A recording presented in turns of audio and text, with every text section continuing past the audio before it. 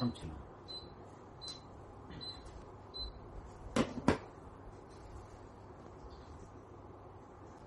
நமஸ்காரம். வாக்குண்டாம் நல்ல மனமுண்டாம் மாமலராள் நோக்குண்டாம் மேனி நுடங்காது பூக்கொண்டு துப்பார் திருமேனி தும்பிக்கையான் பாதம் தப்பாமல் ஷார்வார் தமக்கு ஸ்ரீகாந்தோ மாதுலோ யஸ்ய ஜனனி சர்வமங்களா ஜனஹ சங்கரோ தேவஹ தம் வந்தே குஞ்சரானனம். ஸ்ருதிஸ்மிருதிபுராணானாமாலயம் கருணாலயம் நமாமி பகவத்பாதசங்கரம் லோகசங்கரம். அபார கருணா சிந்தும் ஞானதம் சாந்தரூபிணம் ஸ்ரீச்சந்திரசேகரகுரும் பிரணமாமி முதான்வகம். சதாசிவசமாரம்பாம் சங்கராச்சார்யமத்யமாம் அஸ்மதாச்சார்யபர்யந்தாம் வந்தே குருபரம்பராம். வசுதேவசுதம் தேவம் கம்சச்சாணூரமர்தனம் தேவகீ பரமானந்தம் கிருஷ்ணம் வந்தே ஜெகத்குரும். குண்டலிகுமாரி குடிலே சண்டிச்சராச்சர சவித்ரி சாமுண்டே குணினி குஹாரிணி குஹ்யே குருமூர்த்தே த்வாம் நமாமி காமாக்ஷி. குருப்ரம்மா குருர்விஷ்ணுர் குருர்தேவோ மகேஸ்வரः குருः சாட்சாத் பரபிரம்ம தஸ்மை ஸ்ரீ குரவே நமः. நடமாடும் தெய்வமான காஞ்சி மகா பெரிவாளோட சச்சரித்திரத்துல இன்னைக்கு 6வது நாள் சர்வஜ்ஞ காண்டம் அப்படிங்கிற தலைப்புல பார்க்க போறோம். சர்வஜ்ஞன் அப்படின்னா எல்லாம் அறிந்தவன் அப்படின்னு அர்த்தம். பிரதோஷமாமா பெரிவாளை பத்தி அவளை பார்க்கறதே சொல்ற வார்த்தை, தென்னாடுடைய பெரியவா போற்றி எந்நாட்டவர்க்கும் இறைவா போற்றி சர்வஜ்ஞா சர்வவியாபி பெரியவா சரணம் அப்படின்பா. சர்வஜ்ஞன் அப்படின்னா எப்போ சர்வஜ்ஞனா இருக்க முடியும் அப்படின்னு, சர்வ வியாபகமா இருந்தாதான் சர்வஜ்ஞனா இருக்க முடியும். எல்லாத்துலயும் எது ஒண்ணு வியாபிச்சிருக்கோ, எல்லாத்துக்குள்ளேயும் இருக்கோ, அந்தர்யாமியா இருக்கோ, அதுக்கு தான் எல்லாமே தெரியும். எனக்குள்ளேயும் ஒண்ணு இருக்கு, அதேதான் உங்களுக்குள்ளேயும் இருக்கு அப்படின்னா, அப்போ ரெண்டுத்துக்குள்ள இருக்கிறதும் ஒன்னா இருந்தாதான் அது எனக்குள்ள இருக்கிறதே நான் என்ன பண்றேங்கிறதும் தெரியும், உங்களுக்குள்ள எல்லாம் இருக்கிறதே நீங்களா என்ன பண்றீங்களும் தெரியும். அதனாலதான் சர்வஜ்ஞா சர்வவியாபி பெரியவா சரணம் அப்படின்னு சொல்லுவா. அதனால அந்த சர்வ வியாபகம், அதனாலதான் சர்வஜ்ஞனா இருக்க முடிகிறது. அந்த சர்வஜ்ஞன் சர்வ வியாபகம்ல யாரால இருக்க முடியும்னு, பகவான் ஒத்தனாலதான் முடியும். ஆம்னி பொட்டன்ட் அப்படின்லாம், ஆம்னி பிரசன்ட் அப்படின்லாம் சொல்றோம் இல்லையா, அது எல்லா இடத்துலயும் எப்போதும் அங்கு இங்கு எங்கு எனாதபடி நீக்கமர நிறைஞ்சிருக்கிற ஒரு வஸ்து என்ன அப்படின்னா அதுதான் பரம்பொருள், அது பெரும்பொருள். அப்படி பகவானாலதான் எல்லா இடத்திலையும் வியாபிச்சிருக்க முடியும், எல்லாத்தையும் அறிய முடியும். அப்படி இந்த சர்வஜன் அப்படின்னா எல்லாம் அறிந்தவன் அப்படின்னு. தமிழ்ல ரொம்ப அழகான வார்த்தை வாலறிவன் அப்படின்னு, எல்லாம் தெரிஞ்சவன் அப்படின்னு. அப்படின்னா அந்த எல்லாம் தெரிஞ்சவன் அப்படிங்கறத எதை வச்சுன்னு நாம சொல்றோம் அப்படின்னு, ஒருத்தரோட அந்த மேதாவிலாசத்தை பார்க்கிறோம். பார்க்கறதே அவளுக்கு பல துறைகள்ல பலவிதமான கலைகள்ல பல துறைகள்ல ஒருத்தருக்கு ஒரு நல்ல ஆழ்ந்த ஞானம் இருந்தது, அறிவு இருந்தது அப்படின்னா ரொம்ப நமக்கு அப்போ ஆச்சரியமா இருக்கு. எல்லாம் தெரிஞ்சவ sir, master of all subjects அப்படிங்கிறோம் இல்லையா. அவரோட பெரிய பன்முக தோற்றம் அப்படிங்கிறோம், மல்டி ஃபேசட்டட் அப்படிங்கிறோம். இது ஒரு சாதாரண ஒரு கலைகளை தெரிஞ்சுட்டு இருக்கிறதையே இந்த மாதிரி விஷயங்கள் எல்லாம் தெரிஞ்சுட்டு அதுல ஒண்ணுத்துக்கு மேற்பட்ட துறைகள்ல ஒரு நமக்கு நிபுணத்துவம் இருந்தாலே உலகம் இப்படி கொண்டாடுறது அப்படின்னா, இனிமே இவருக்கு தெரியாத விஷயமே கிடையாது, இதுக்கு தெரியாத ஒரு விஷயம் இருக்கவே முடியாது அப்படிங்கிற அளவுக்கு ஒருத்தர் இருந்தார் அப்படின்னா எவ்வளவு ஆச்சரியமா இருக்கும். அப்படி ஒரு அதிசய व्यक्तिயாதான் இருந்தா பெரியவா. காரணம் அவ ஈஸ்வரன் அப்படிங்கிறதுனால அப்படி இருக்க முடிஞ்சது. மேலும் ஆதிசங்கர பகவத்பாதரோட சர்வஜ்ஞ பீடத்துல இவ பீடாதிபதியா உட்கார்ந்ததுனால இந்த பீடத்தோட விசேஷம். காஞ்சிபுரத்துக்கு பேரே பெருமை என்ன அப்படின்னு தொண்டை நாடு சான்றோர் உடைத்து அப்படின்னு, கற்றவர் சிறந்த காஞ்சி அப்படின்லாம் சொல்றான். இந்த தொண்டை நாட்டுல எல்லாரும் என்னென்ன ஒரே கெட்டிக்காராளா இருந்தா முன்னமே சொல்லி இருக்கேன். ஏன் ஆதிசங்கர பகவத்பாதால் காஞ்சிபுரத்துல சர்வஜ பீடம் பண்ணினார் அப்படிங்கிறதுக்கு முன்னமே நான் சொல்லியிருக்கேன். ஏன்னா அங்கதான் அறிஞர்கள் நிரம்பின ஊராய் இருந்தது. நம்ம எடுத்து பார்த்தா, வரலாறுலாம் எடுத்து பார்த்தா, ஆயிரக்கணக்கான ஆண்டுகளுக்கு முன்னாலேயே அங்க யூனிவர்சிட்டி எல்லாம் இருந்துருக்கு, கடிகாஸ்தானம் அப்படிங்கறதுலாம் இருந்திருக்கு. அப்படி எல்லாம் இருந்து கலைகளை வளர்த்து அறிஞர்கள்லாம் நிரம்பின ஒரு தேசமா இருந்ததுனால அங்கதான் சர்வஜ பீடத்தை ஆச்சாரியர் ஸ்தாபிதம் பண்ணி, அதுல போராட்டத்துக்கு அவரே வேற உட்கார்ந்திருந்தார். அப்படின்னா பகவத்பாதால் எப்பேற்பட்ட சர்வஜன் அப்படிங்கிறது எல்லாருக்கும் தெரியும். ஆதிசங்கர பகவத்பாதால் காஞ்சிபுரத்துல சர்வஜ பீடாரோகணம் பண்ணணும். பண்றதுக்கு முன்னால ஒருத்தர் எல்லாம் தெரிஞ்சவர்னு எப்படி தீர்மானம் பண்றது? அந்தந்த துறைகள்ல உள்ள வித்வான்கள்லாம் அறிஞர்கள்லாம் வந்து அவளை பரீட்சை பண்ணி பார்க்கறது, டெஸ்ட் பண்ணி அவ கேட்ட கேள்விக்கெல்லாம் ஒழுங்கா பதில் சொல்லி எல்லாம் பண்ணினாக்க, ஓ இவர் இதுல இந்த விஷயத்துல இவர் கெட்டிக்காரர் தான், எல்லாம் தெரிஞ்சவர் தான் அப்படின்னு ஒவ்வொருத்தரா சர்டிஃபை பண்ணினா, எல்லாம் இப்படி எல்லா துறைகள்ல உள்ளவாளும் வாதம் பண்ணி ஆதிசங்கருக்கு அதுல ஆழ்ந்த ஞானம் இருக்கு அப்படின்லாம் சொல்லி சர்டிஃபை பண்ணினதுக்கு அப்புறம் தான் சர்வஜ பீடாரோகணம் பண்றா.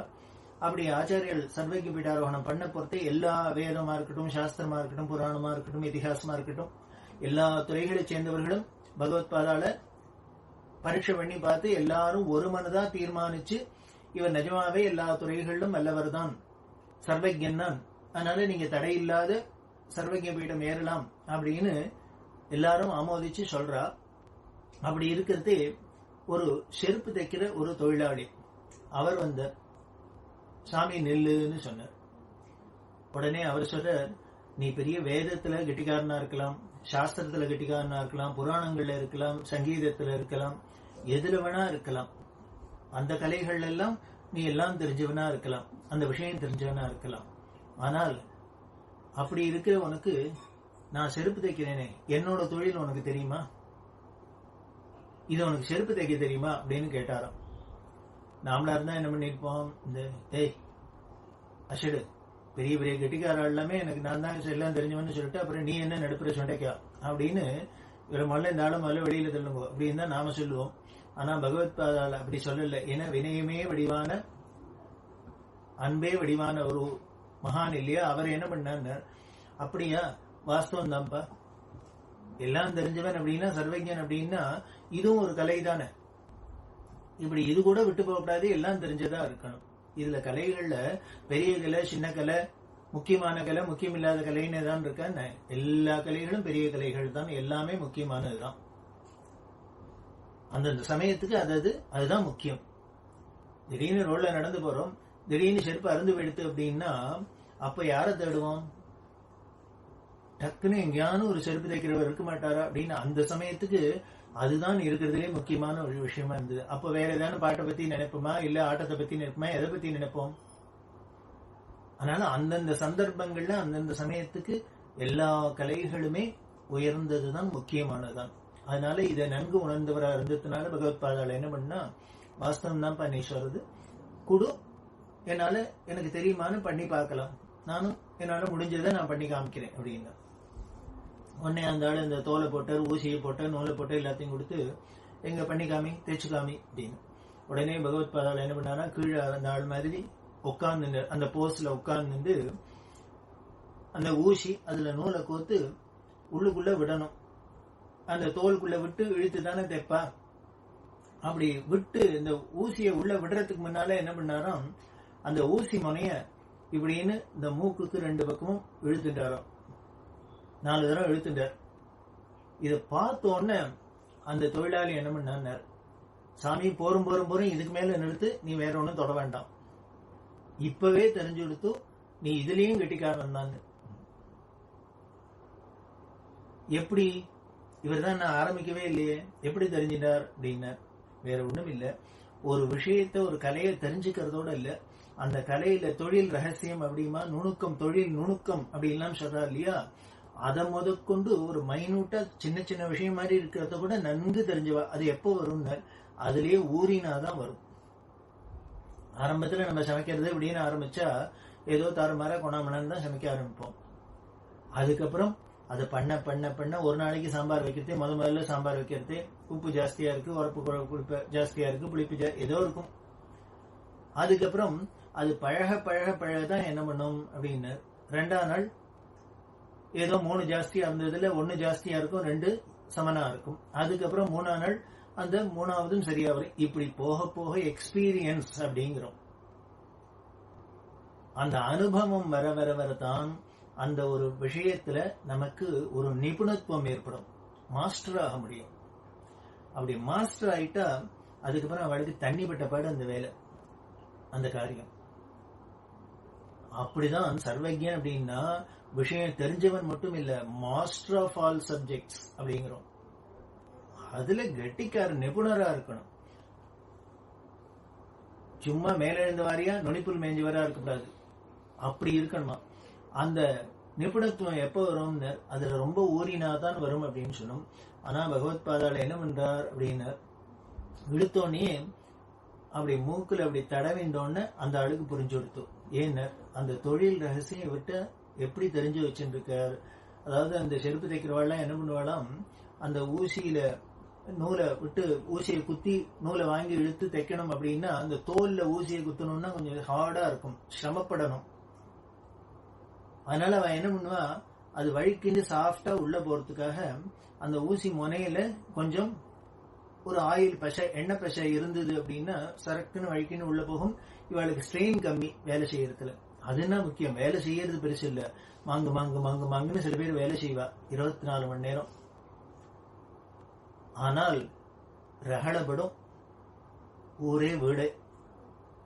அப்படி வேலை செய்யப்படாதான். என்ன பண்ணும், வேலையும் செய்யணும், டான் டான்னு செய்யணும், சத்தம் இல்லாத அப்படியே ஸ்ட்ரெயின் இல்லாத செய்யணும், அனாயாசமா செய்யணும். ஒரே ஆயாசம் படாது அங்க. அதுக்காக இவன் என்ன பண்ணுவான், அந்த எண்ணெய் பசையை தடவிப்படும். இந்த எண்ணெய் பசை தடவிக்குன்னா இவ போற இடத்தெல்லாம் இனிமே எண்ணெய் பாட்டில் எடுத்துன்னு போய் தூக்கின்னு அதுல எண்ணெயை உள்ள விட முடியும். அதனால அவன் என்ன பண்ணுவா, அந்த வெயில வேலையில் நடந்து போறாளா அவளுக்கு வேர்க்கிறது. அந்த வேர்க்கிறதே இந்த மூக்குக்கு இந்த 2 பக்கம்னா எப்போதும் ஒரு எண்ணெய் பசை கசிஞ்சுட்டே இருக்கும். நாமளே பாக்குறோம், ரொம்ப வேலை செஞ்சு அலைஞ்சு இதுன்னா மூஞ்சியில இந்த வேர்வையெல்லாம் வேர்த்து வேர்த்து அந்த எண்ணெய் பசையெல்லாம் வழிஞ்சு மூஞ்சியே எண்ணெய் வழியுறது அப்படிங்கிறோம். அது இந்த இடுக்கெல்லாம் இருக்கிறதுனால இந்த இடத்துல நல்லா தேங்கி இருக்கும் போல இருக்கு. அதனால அவன் என்ன பண்ணுவாடான்னு இடுத்தோடனே அந்த எண்ணெய் பசைக்காக இப்படி மூக்குக்கு 2 பக்கம் தீட்டிப்பாடாம். தீத்தின்னு இப்படி உள்ள விடுவா. இதுதான் அந்த தொழில் ரகசியம், ரொம்ப முக்கியமான ரகசியம். முதல்ல இழுத்தோடனே இவர் இதை பண்ணினோம்னா அந்த ஆளு தீர்மானம் பண்ணிட்டார். எப்ப இவ்வளவு டெக்னிக் புதுசா தெரிய வேண்டாம், அது தெரியாது. அப்படியே பல்ல கடிச்சுன்னு உள்ளுக்குள்ள விட முடியாது, திண்டாண்டு ஊசியை உடைச்சு எத்தையோ திண்டாடி இருந்திருப்பா. அப்படி இல்லாத இவர் அப்படி அனாயாசமா பண்ணி காமிச்சோடனே அந்த ஆளுக்கு புரிஞ்சு கொடுத்தோம், நீ தான் சர்வஜன் அப்படின்னு. அதனால நீ வேத சாஸ்திரங்கள்ல மட்டும் இல்ல, சர்வசாதாரணமா ஒரு காரியங்களா இருந்தா கூட அதுல கூட நீ தான் கெட்டிக்காரன் அப்படின்னு சொன்னார். அப்படி அந்த ஆச்சாரியால் உட்கார்ந்து சர்வஜ பீடம் இல்லையா, அதுல என்ன இவர் ஆச்சாரியடா உட்கார்ந்து இருக்கிற அப்படின்னா இவரும் அந்த பகவத் பாதாவோட மறுவடிவம் அப்படின்னா இவர் சர்வஜனா இல்லாத என்ன இருக்க முடியும். அப்படிதான் சர்வஜனா இருந்தா பெரியவாளோட மேதாவிலாசத்தை இனிமே நாம யாரும் சர்டிபிகேட் கொடுத்து அது ஒன்றும் பெருசா கொண்டாடணுங்கிற அவசியம் இல்லை. உலகம் அறிஞ்ச உண்மை, பெரியவாளை எல்லாம் தெரிஞ்சவர் சர்வஜன் அப்படின்னு யாரெல்லாம் சொல்லியிருக்கா அப்படின்னு என்ன மாதிரி ஒண்ணும் தெரியாதவெல்லாம் சொல்லல, பெரிய பெரிய கெட்டிக்காரெல்லாம் சொல்லியிருக்கா. ஒவ்வொரு துறையில பெரிய நிபுணர்களா இருந்தவாள்லாம் பெரியவாளோட பேசிட்டு இருக்கிறதே பழகிறதே இந்த பெரியவாளோட நாலேஜ் தனி, பெரியவாளோட அறிவு மேதாவிலாசம் ரொம்ப அசாத்தியம் அப்படின்லாம் சொல்லியிருக்கா. அப்படின்னா நிஜமாவே இவர் சர்வஜன் தானே. இதுக்கு மேல நமக்கு சாட்சி வேணும்னா தெய்வத்தின் குரல் இருக்கு, 7 வால்யூம் எடுத்து பார்த்தா போறோம். அப்பா அப்பா அப்பா அப்பா அதுல என்னதான் விஷயங்கள், என்ன ஒரு மனுஷ மூளைக்குள்ள இத்தனை விஷயங்களை ஸ்டோர் பண்ணி வச்சுக்க முடியுமா? என்னதான் படிச்சு தெரிஞ்சுக்கிறதுன்னா கூட,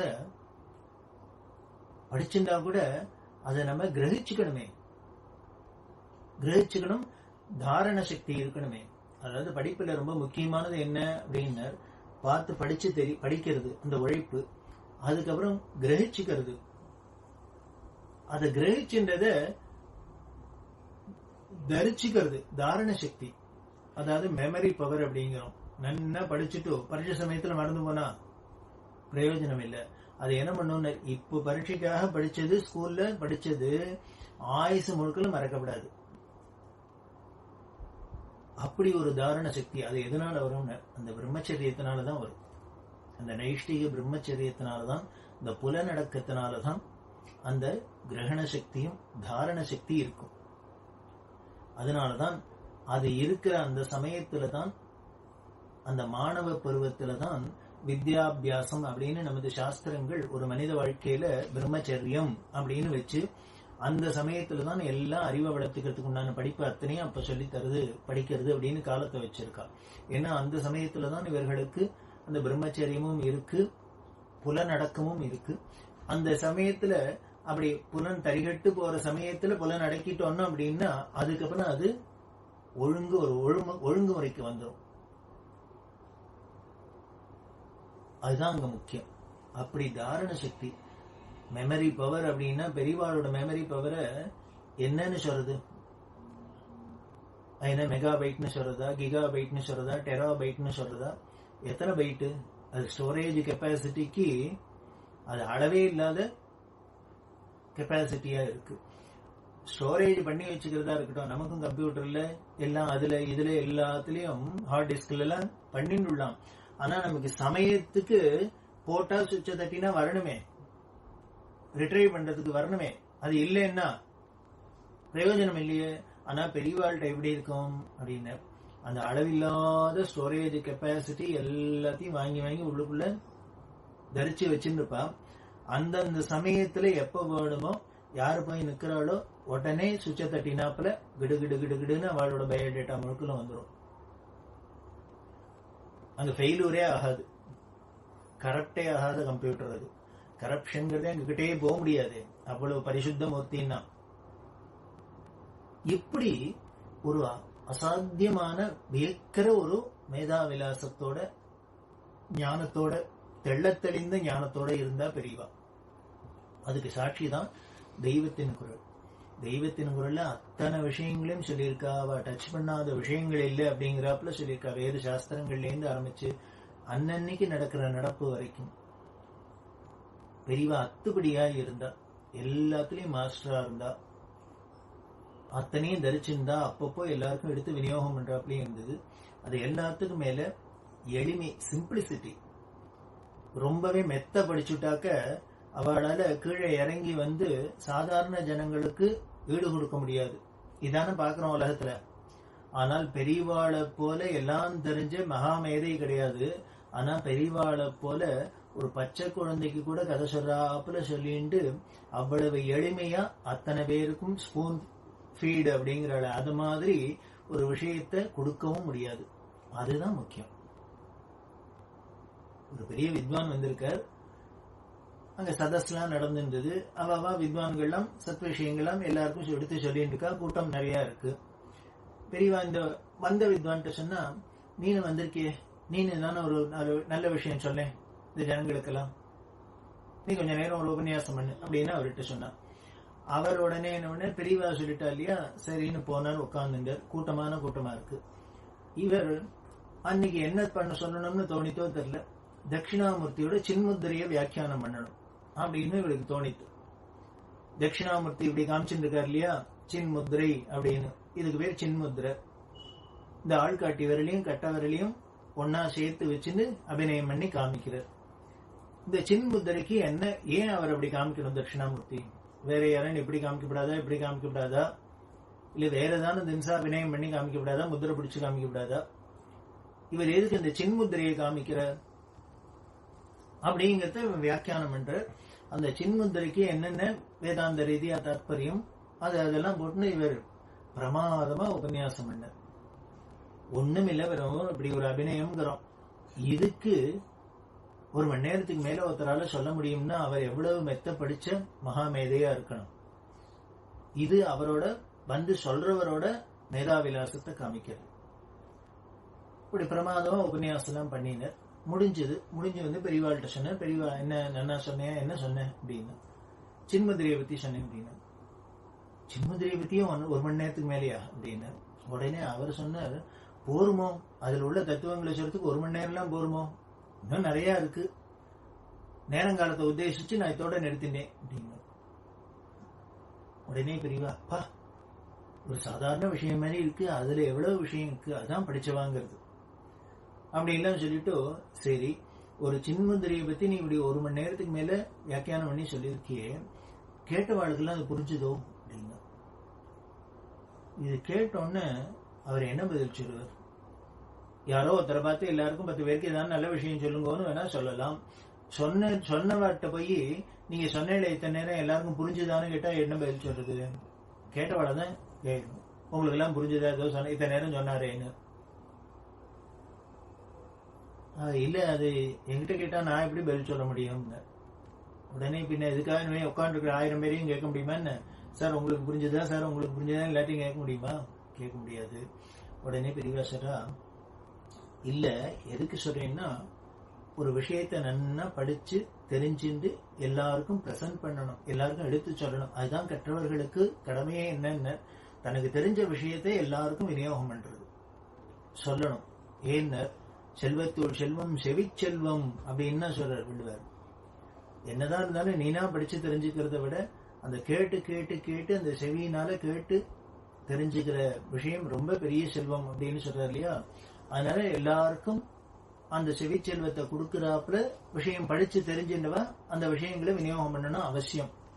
ஆனால் அந்த விநியோகம் பண்றதே அவ கவனிக்க வேண்டியது என்ன அப்படின்னா, நம்ம படிச்ச விஷயத்த சொல்றதே நம்மளோட மேதாவிலாசம் தான் அங்க முக்கியமா தெரியணும் அப்படின்னு இருக்கக்கூடாது. அப்ப என்ன இருக்கணும் அப்படின்னு, கேட்கிறவனுக்கு புரியணும், அவ்வளவுதான். அது யாரு உட்காந்து கேட்டாலும் சரி, எய்தாப்புற உட்காந்துருக்கிறவா, நல்ல மெத்த படிச்சவாளா இருந்தாலும் சரி, ஒண்ணுமே படிக்காத பாமரனா இருந்தாலும் சரி, ஒரு குழந்தையா இருந்தாலும் சரி, நம்ம சொல்ற விஷயம் அங்க ரீச் ஆகணும், அதுதானே முக்கியம். அத்த நேரம் பேசணும் அப்படின்னா பேசுறதுக்கு பலன் என்னன்னு, நம்ம பேசினது ஏதோ எல்லாருக்கும் ரீச் ஆச்சு, போய் சேர்ந்தது அப்படிங்கறதுலதான் அதோட சக்சஸே இருக்கு. உடனே அதனால சொல்ற, அதனால நம்ம ஒரு விஷயத்த சொல்றது பெருசு இல்ல, ஆனா கேட்கிறவாளுக்கு அது சுலபமா உள்ளுக்குள்ள போய் சேர்றாப்புல சொல்லணும், அதுதான் முதல்ல கவனிக்கணும். சின்முத்திரைக்கு இவ்வளவு விஷயங்கள் இருக்கலாம், ஆனா வந்து உட்கார்ந்துன்னோன்னு அந்த ஆடியன்ஸ் எல்லாம் பார்த்தா அவளை ஒரு மாதிரி அனுமானம் பண்ணி கணிச்சுக்கணும். இந்த கூட்டத்துக்கு இதைத்தான் சொல்லலாம், இந்த ஜனங்களுக்கு இதுதான் ரசிக்கும், இந்த இடத்துக்கு இதுதான் சரி அப்படின்னு ஒரு மாதிரி நம்ம கணிச்சுக்கணும். அதுக்காக கணிச்சுக்கணுங்கிறதுக்காக மணிக்கணக்காப்படாது, அப்படி பார்த்த பார்வையிலேயே தெரிஞ்சிடணும். தெரிஞ்சுட்டு அதுக்கு ஏத்தாப்புல விஷயங்களை ஃபீட் பண்ணிட்டே இருந்தா அவளுக்கு புரியறாப்புல பண்ணினா அழுக்கவே அழுக்காது, அவ பாட்டுக்கு கேட்டுட்டே இருப்பா, உள்ள போயிட்டே இருக்கும், சுலபமா உள்ள போகணும். அங்க போய் என்ன பண்ணும், அதோட 2வது என்ன அப்படின்னு, ஒரு அத்தை பண்ணி இத்த பண்ணி தாம் தூம் அப்படின்னு தடார் புடார் அப்படின்னு பேசி அவளை பிரமிக்க வைக்க கூடாது. அப்படியே சுலபமா அவளுக்கு உள்ளுக்குள்ள போய் சேர்றாப்புல கொடுக்கணும். இதெல்லாம் தானே பிரசன்டேஷன் டெக்னிக் அப்படிங்கிறோம். ஒரு விஷயத்தை பிரசன்ட் பண்ணணும் அப்படின்னா நமக்கு இப்ப இதெல்லாம் ஆபீஸ்ல எல்லாம் சொல்லித்தர, எப்படி சொல்லணும், எப்படி பண்ணணும், அத்தை பண்ணணும், இத்த பண்ணணும் அப்படின்லாம். இதைத்தான் பெரியவா சொல்லித்தர.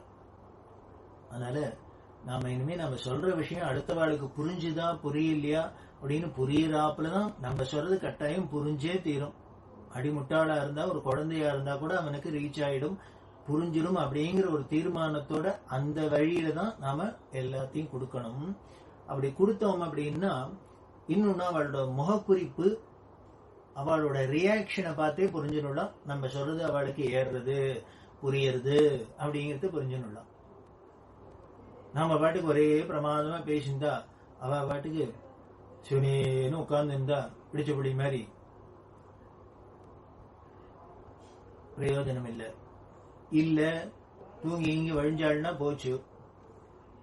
நாம சொல்றது சுவாரஸ்யமா இருந்து அவளுக்கு புரியறாப்புல எளிமையா இருந்தா என்ன பண்ணுவான்னு டெஃபினட்டா எந்த ஆடியன்ஸ்னாலையும் சும்மா ரியாக்ட் பண்ணாத இருக்கவே முடியாது.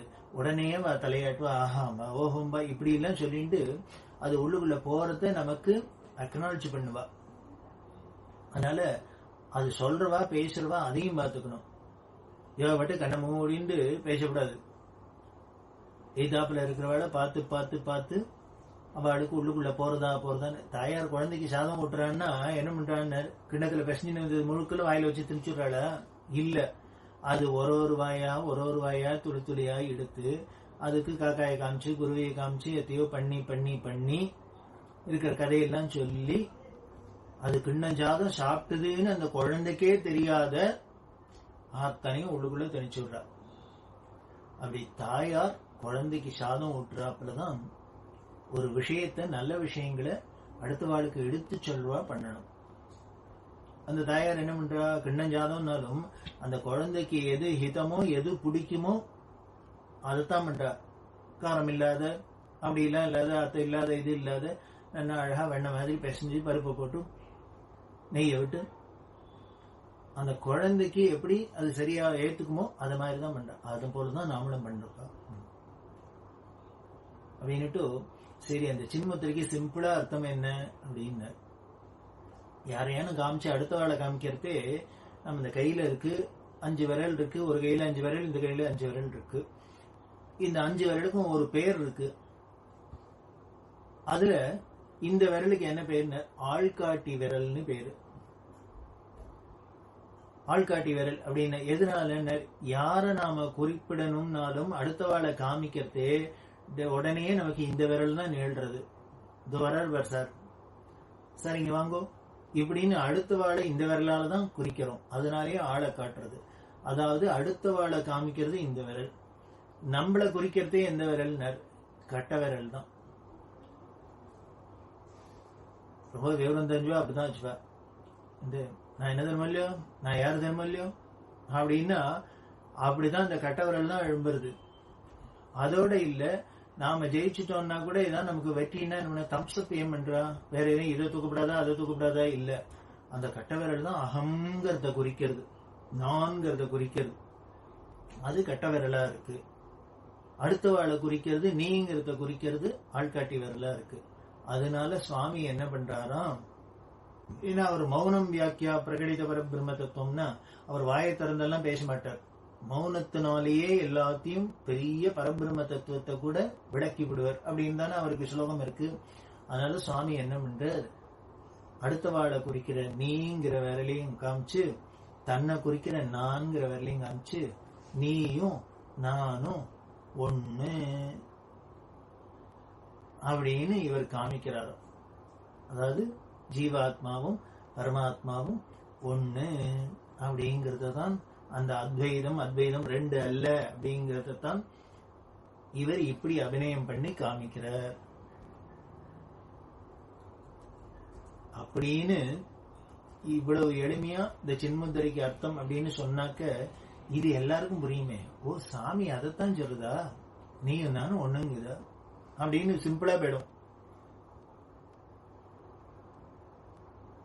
இத சொன்ன அதுலயும் என்ன அப்படின்னா, அந்த கட்ட விரலை பத்தி சொல்றது அதுக்கு வேற வியாக்கியானம். இது நான்கிறத குறிக்கிறதுக்கு இந்த விரல்லையே 5 விரல்ல கட்ட விரல்ல தான் இருக்கு. அந்த 5 விரல்லையே எது ரொம்ப தடிமனா இருக்குன்னு கட்ட விரல் தான் இருக்கு, எது ரொம்ப சிறுத்து சின்னதா இருக்குன்னு கட்ட விரல் தான் இருக்கான். அதனால இதுல இருந்தே தெரியறது, நான்கிற ஈகோ இருந்தாலே அது சிறுத்து தான் இருக்கும், தடிச்சுதான் இருக்கும். அந்த நான்கிறது போனாதான் மெலிஞ்சு இருக்கும், லைட்டா இருக்கும். இப்படி நீயும் நானும் ஒண்ணுங்கிறது இவர் அபிநயத்துல காமிக்கிறார்.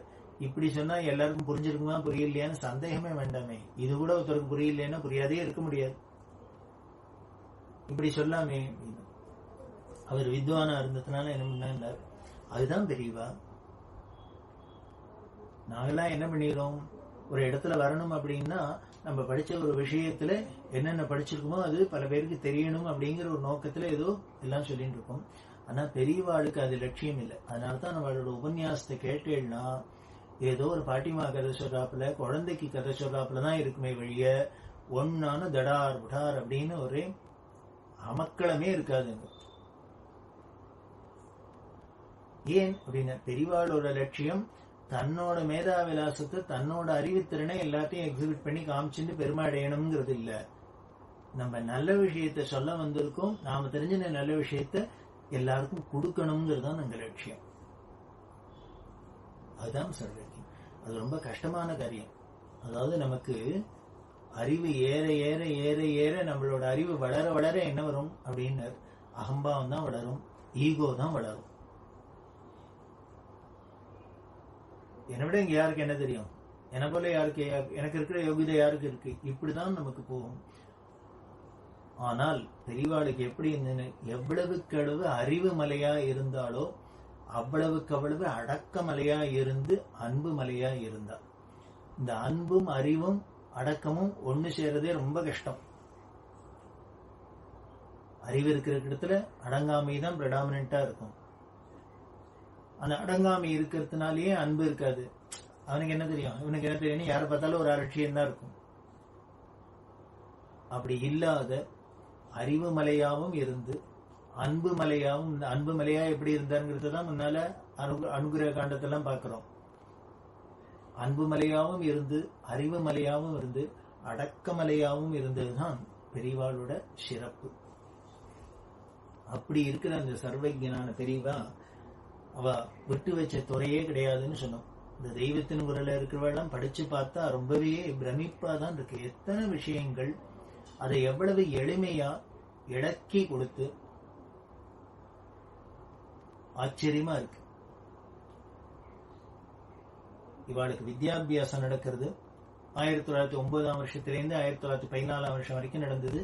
முதல் 3 வருஷம் கும்பகோணத்துல நடந்தது. அடுத்த 3 வருஷம் மேல் 2.5 வருஷம் மகேந்திரமங்கலத்தில் நடந்ததுன்னா பார்த்தோம். அன்னைக்கே சொன்னேன், இப்படி 5 வருஷத்துலதான் ஒரு 5-6 வருஷம் தான் எஃபெக்டிவா பெரியவாளுக்கு கிரமமா வேத சாஸ்திர பாடங்கள்லாம் நடந்திருக்கு.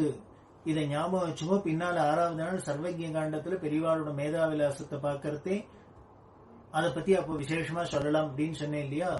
ஒரு 5-6 வருஷம் ஒருத்தர் படிச்சுட்டு இவ்வளவு ஒரு அறிவாளியா இருக்க முடியுமா? இத்தனை விஷயங்களை அந்த 5-6 வருஷத்துக்குள்ள இத்தனை விஷயங்களையா சொல்லித்தர முடியும்? நிச்சயம் என்னதான் 24 மணி நேரம் படிச்சா கூட முடியாது. ஆனால் பெரியவாளுக்கு அப்படி ஒரு மேதாவிலாசம் இருந்தது அப்படின்னா இத பார்த்துட்டு ஆச்சரியப்பட்டு, நீ சர்வஜன் அப்படின்னு முதல்ல சொன்னவர் யாரு அப்படின்னாரு. மற்றவாள்லாம் இல்ல, பெரியவாளோட வித்யா குருக்கள்ல ஒருத்தரான பைங்காநாடு கணபதி சாஸ்திரி. கும்பகோணத்துல பாடம் நடந்துட்டு இருக்கு. பின்னால தோட்டம், அந்த தோட்டத்துல ஆத்து மணலை பரப்பி ஒரு பர்ணசாலை மாதிரி அமைச்சு அதுக்குள்ள உட்கார்ந்துன்னு பாடம் சொல்லித்தரா. பெரியவா தினம் தன்னோட பூஜை அனுஷ்டானங்கள்லாம் முடிச்சுட்டு வருவா. அவரும் அவரோட காரியங்கள்லாம் முடிச்சுன்னு வருவார். வந்தா போய் பாடத்துக்கு போனாக்க மதியத்திலேருந்து ஆரம்பிச்சு சாயந்தரம் வரைக்கும் பாடங்கள்லாம் நடக்கும். அப்படி தினம் பாடம் நடந்துட்டு இருக்கிறது. ஒரு நாளைக்கு இவர் வந்தோடனே வந்து நமஸ்காரம் பண்ணார். பெரியவா தண்டத்தை தூக்கிட்டு அந்த தோட்டத்துக்கு வர வழக்கம். இவர் வந்த நமஸ்காரம் பண்ணோன்னு பெரியவா தண்டத்தை தூக்கின்னு பாடத்துக்கு கிளம்புறதுக்கு ஏந்திருக்கிறா. ஏன்னா 1910 வருஷத்தெல்லாம் பெரியவாளுக்கு என்ன வயசு? 15-16 வயசு. அவரோ வயசுல பெரியவர், வித்யா குரு. தண்டத்தை தூக்கின்னு ஏந்தினோடனே அவர் சொன்னார், நான் ஊருக்கு போயிட்டுறேன், உத்தரவு கொடுக்கணும் அப்படின்னு. பெரியவாளுக்கு ஆச்சரியமா இருந்தது. என்ன பாடம் எடுத்திருக்கிற பாடம் பாதியில நிக்கிறது, வேதாந்த பாடம். இவர் ஊருக்கு போறேன்னு சொன்னாக்க பொதுவா மடத்துல அப்படி கைங்கரியம் பண்ணின்னு இருக்கிற ஊருக்கு போகணும், காரிய காரணங்களா போகணும்னா முன்னாலேயே சொல்ற வழக்கம், இத்தனாம் தேதி நான் போயிட்டு இத்தனாம் தேதி வருவேன் அப்படின்னு. இவர் அது எதுவும் சொல்லாது திடீர்னு ஊருக்கு போறேன்னு சொன்னா பெரியவாளுக்கு புரியல. உடனே அவர்கிட்ட உடனே என்ன நீ வாட்டுக்கு சசியில நீ வாட்டுக்கு கிளம்பி போறேன்னு சொல்ல பொறுப்பு இல்லாத அப்படின்னு கேட்க முடியாது. ஏன்னா அவர் குருஸ்தானத்துல இருக்கிறவர், வயசுலயோ பெரியவர். அதனால பெரியவா என்ன பண்ணா தயங்கி தயங்கி, பாடம் இருக்கே பாதியில நடக்கிறதே அப்படின்னு. உடனே அவர் சொன்னார், ஆமா வாஸ்தவம், சொல்லித்தரது நாங்களா இருக்கலாம், கத்துக் கொடுக்கறது நாங்களா இருக்கலாம், ஆனா கத்துக்கிறது ஜெகத்குரு. அதனால தண்ணி கீழே இருந்து மேல பாயாது அப்படின்னு. தண்ணி கீழே இருந்து மேல பாயுது, தண்ணி மேலேந்து தான் கீழே பாயும். அப்படின்னா என்ன அர்த்தம்னா, சொல்லி கொடுக்கிறவர் குருவா இருந்தாலும் கத்துக்கிறவர் ஜெகத்குருவா இருக்கார். ஆச்சாரிய ஸ்தானத்துல இருக்கிற ஆசிரமத்திலயோ மேல ஆசிரமமா இருக்கு, சன்னியாச ஆசிரமமா இருக்கு. அதனால இப்போ சிஷ்யர் மேல இருக்கார், குரு கீழே இருக்கார். இங்கேருந்து தான் மேல ஏத்த வேண்டியிருக்கு. அதான் சொல்ற, தண்ணி கீழேந்து மேல பாயாது. அடுத்தது எங்க வாத்தியார் சொல்லுவார், 3 காரியம் பண்ணாதவனுக்கு தான் வித்தை வரும்னு சொல்லுவார். அது என்ன அப்படின்னு, கையில கத்திய வச்சுன்னு சீவாதவன், உடம்புல எங்கேயான அரிச்சுதுன்னா சுரிஞ்சிக்காதவன், மணல்ல உட்காந்துட்டா மண்ணை அலையாதவன், இவனுக்கு தான் படிப்பு ஏறும், வித்தை ஏறும்னு எங்க வாத்தியார் சொல்லுவார் அப்படின்னு பைங்கானோட சஷ்டி சொன்னார். இப்படி இவர் சொன்ன உடனே பெரியவாளுக்கு புரிஞ்சுடுத்து என்ன நடந்தது ஏது. அவரும் ரொம்ப ஓப்பனா சொல்ல முடியாது, ஏன்னா அந்த ஆசிரமம் அந்த ஸ்தானம் அவர் ஓப்பனா போய் சாதாரண குழந்தைகளா இருந்தா நேருக்கு நேர் என்ன தப்பு பண்ணேன்னு சொல்லிவிடலாம். அவர் தயங்கி இப்படி ஜாடமாடையா சொல்றதுனால பெரியவாளுக்கு அது புரிஞ்சுது. உடனே சொன்னா, அது என்ன ஆயிருக்கு, நேத்திக்கு பாடம் நடக்கிறதே அவர் ரொம்ப கடினமான பாடம், சாஸ்திர பாடம் நடத்தின்னு இருக்கார், அப்படியே முழு மூச்சோட நடத்துறார். பெரியவா என்ன கேட்டுட்டு அந்த மணல்ல உட்காந்து பாடம் படிக்கிறா இல்லையா, கை சும்மா இல்ல, பிரம்மச்சாரி சேஷ்ட அந்த மணல் கயிறு பிரிச்சுன்னு இப்படியே விளையாடிட்டே இருக்கு. இது விளையாடிட்டு பாடத்தை கேட்கறத அவர் பார்த்துட்டார். அதனால சொல்றார், அவர் என்ன பண்ணார், தீர்மானம் பண்ணார், நாம இவ்வளவு கஷ்டப்பட்டு பாடம் சொல்லித்தரோம், இந்த குழந்தைக்கு இந்த படிப்புல இன்ட்ரெஸ்ட் இல்லாத விளையாட்டா இருக்கு, நாம வீடு வாசல்லாம் விட்டு இங்க கும்போணத்துல உட்காந்துன்னு மடத்துல உட்காந்து இவருக்கு பாடம் சொல்லி நம்ம டயத்தை வேஸ்ட் பண்ணுவானே, அதனால நம்ம இங்க டயத்தை காலத்தை வேஸ்ட் பண்ண வேண்டாம், இன்னும் நன்னா படிக்கிற குழந்தைகளுக்கு போய் சொல்லி தரலாம் அப்படின்னுட்டு ஊருக்கு போறதா தீர்மானம் பண்ணி இப்ப அதுக்கு தான் சொல்றேன், நான் ஊருக்கு போகணும், உத்தரவு வேணும் அப்படின்னு. இது பெரியவாளுக்கு புரிஞ்சுடுத்து.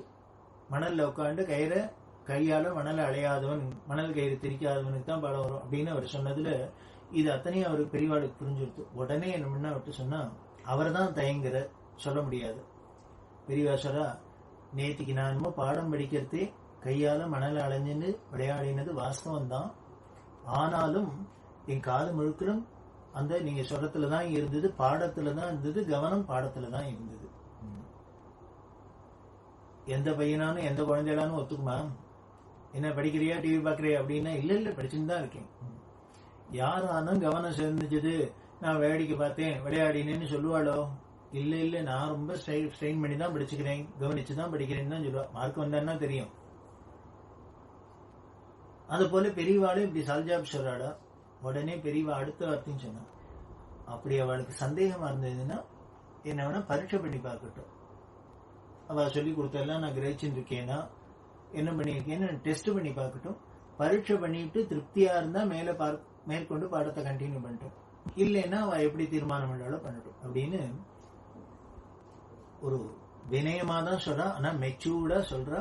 அது ரொம்ப எவ்வளவுக்கு எவ்வளவு பணிவா சொல்ல முடியுமோ அவர்கிட்ட சொல்றா. ஏன்னா இதுக்காப்புல இருக்கிற பெரிய வித்வான், வித்யா குரு, இவாள்கிட்ட எல்லாம் எவ்வளவு பெரியவா பிரியம் வச்சிருந்தா மரியாதை வச்சிருந்தாங்கிறது, அவ 90 வயசுக்கு 95 வயசு 100 வயசுக்கு இவாளெல்லாம் பத்தி சொல்றதை கூட பேரையே சொன்னது கிடையாது.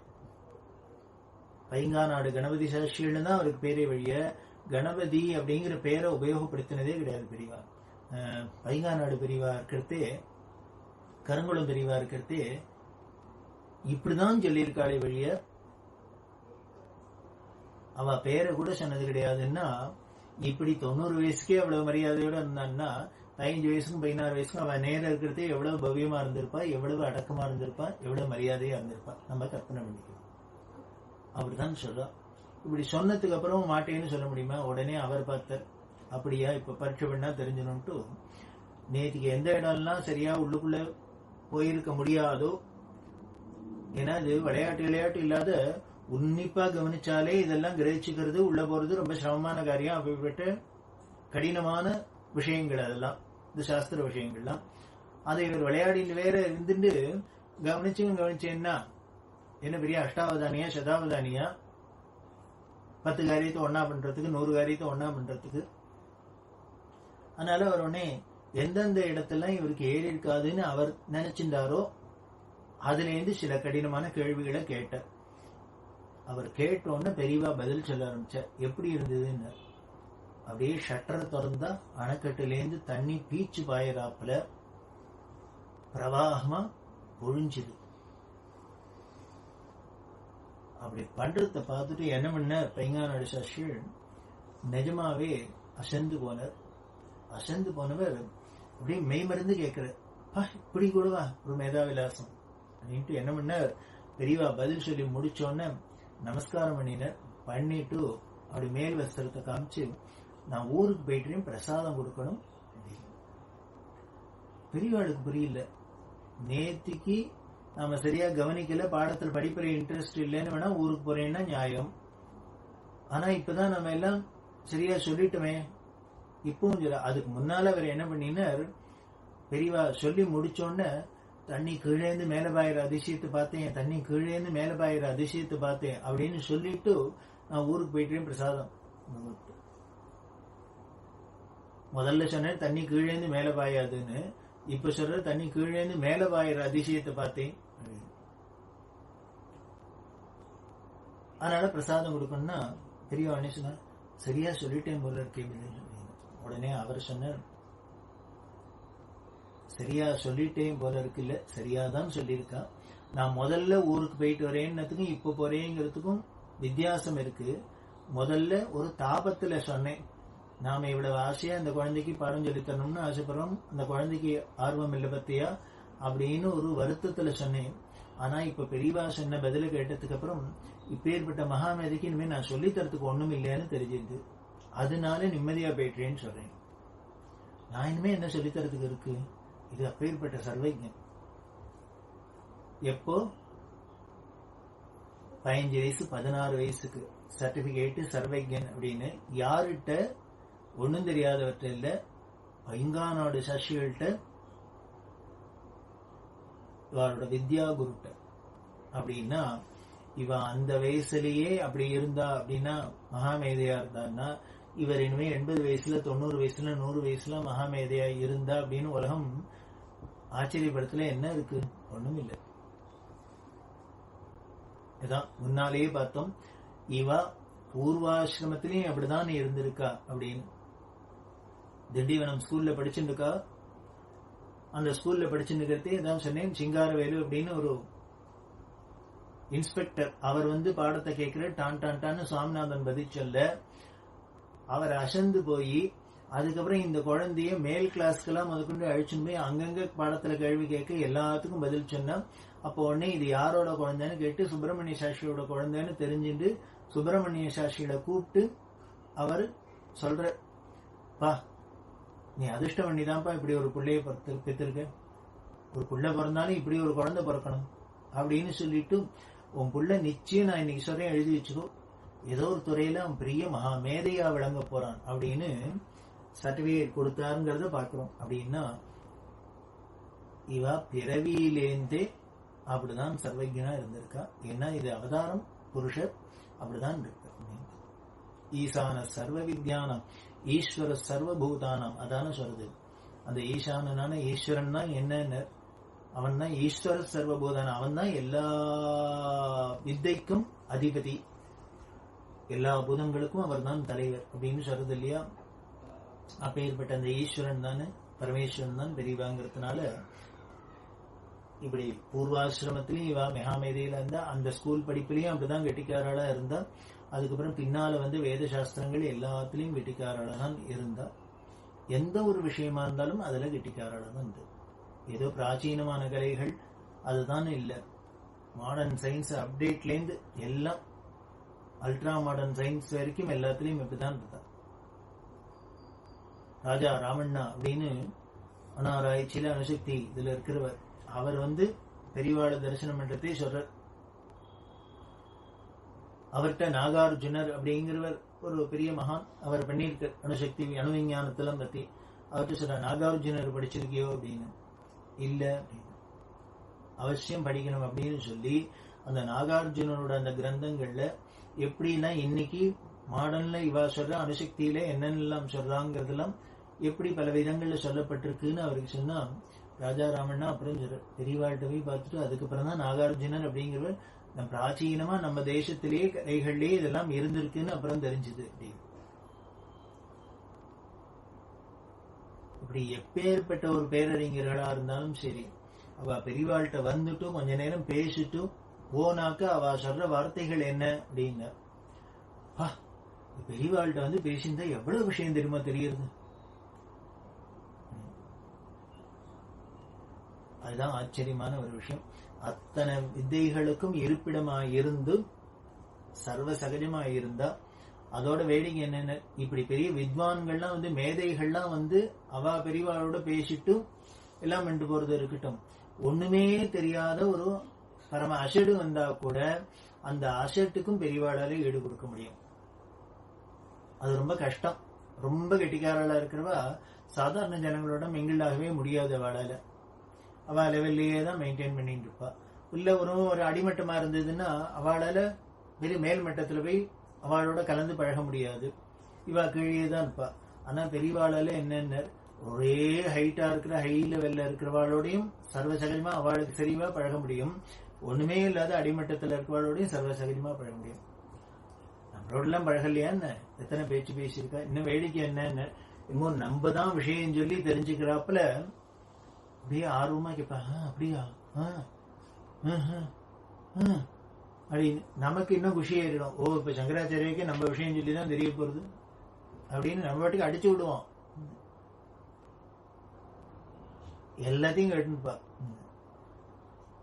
அது ஈடு கொடுக்கறது ரொம்ப மேட்டூர் சுவாமியில தான் சொல்லுவார். பெரியவாளை சூப்பர் மார்க்கெட் அப்படிங்கிறார். இந்த சூப்பர் மார்க்கெட்டுக்கு போனா என்ன அப்படின்னு, எல்லாருக்கும் அவாவாளுக்கு வேணுங்கிற அவாவாளுக்கு தகுதிக்கு ஏத்தாப்புல சாமான் கிடைக்கும். அங்க 5 ரூபா சாமானும் கிடைக்கும், 5000 ரூபாய் சாமானும் கிடைக்கும், 5 லட்சம் ரூபாய் சாமானும் கிடைக்கும். அங்கேயே கரிகாயும் கிடைக்கும், பாலும் கிடைக்கும், மளிகையும் கிடைக்கும், துணியும் கிடைக்கும், எல்லாம் கிடைக்குங்கிறப்பல யாரு வேணா வந்து அதுல இருந்து அள்ளிண்டு போலாங்கிறப்பல பெரியவாள்கிட்ட யாரு வேணா வந்து அள்ளிண்டு போகலாம். சூப்பர் மார்க்கெட் பண்ணி அத்தனை பேருக்கும் வீடு கொடுக்குறாப்புல ஒரு வியக்தி. ரொம்ப ஆச்சரியமா இருக்கு. அதுதான் எப்படி அப்படி முடிஞ்சது அப்படின்னு. அதுக்கு சிம்பிள் வார்த்தை என்னன்னு, ஈஸ்வரன்னா அப்படிதான்ப்பா இருக்கும். ஆயர்பாடியில ஒண்ணுமே தெரியாத படிப்பறிவு இல்லாத இடையர்களோட எப்படி ஒரு பரம்பொருளால வீடு கொடுக்க முடிஞ்சது. எல்லாம் தெரிஞ்ச சர்வஜனான பின்னால கீதோபதேசம் பண்ண போற பிரபு, ஜெகத்குருன்னு உலகம் கொண்டாட போறவர். ஆனால் ஒன்னும் தெரியாத ஒரு மாடு வைக்கிற பசங்களோட அவளுக்கு ஈடு கொடுத்துட்டு, அவளுக்கு ஈடு கொடுக்கறதுலயும் எப்படி இருந்தது, அவ கம்ஃபர்டபுளா என்னதான் இருந்தாலும் நம்பாளியா கிருஷ்ணா, நம்பூர் பையன், நம்பாளு, நம்ம ஃப்ரெண்டு அப்படின்னு மனசு போய் லயிச்சு கொண்டாடுறாப்புல அவ ஈஷிக்கிறாப்புலையும் இருந்த. அதுக்கு ஏத்தாப்புல அதே மாதிரி பின்னால பெரிய விதுரர், அக்ரூரர், உத்தவர் மாதிரி இருக்கிற மகான்கள்லாம் அவன் என்னதான் இருந்தாலும் கிருஷ்ணன் நம்பாடு அப்படின்னு அவளும் கொண்டாடுறாப்புல இருந்தது. இப்படிதானே பெரியவா இருந்தா. இந்த பெரியவா இருந்ததை பார்த்தாலே தெரிஞ்சுக்கலாம். கிருஷ்ணரா இருக்கட்டும், ராமரா இருக்கட்டும், எல்லாரும் இப்படிதான் இருந்திருப்பா. எல்லா அவதார புருஷர்களும் பகவத்பாதாள் அப்படிதானே இருந்திருக்கா. இப்படி அத்தனை பேருக்கும் ஈடு கொடுக்குறாப்புல ஒரு சர்வஜனா இருந்தா. எல்லா விஷயத்திலையும் ரொம்ப அப்டேட்டா இருந்தது அவளோட மேதாவிலாசம். ஒருத்தர் அடிக்கடி வேலை மாறுறவர், ரொம்ப மடத்து பக்தர், அப்பப்போ வந்து தரிசனம் பண்றவர், வந்து நமஸ்காரம் பண்ணினோன்னு பெரியவாகிட்ட கேட்டா, இப்ப இதுல உத்தியோகமா இருக்க அப்படின்னா, அது ஆளுக்கு ஏத்தாப்புல கேள்வி எல்லாம் வரும்.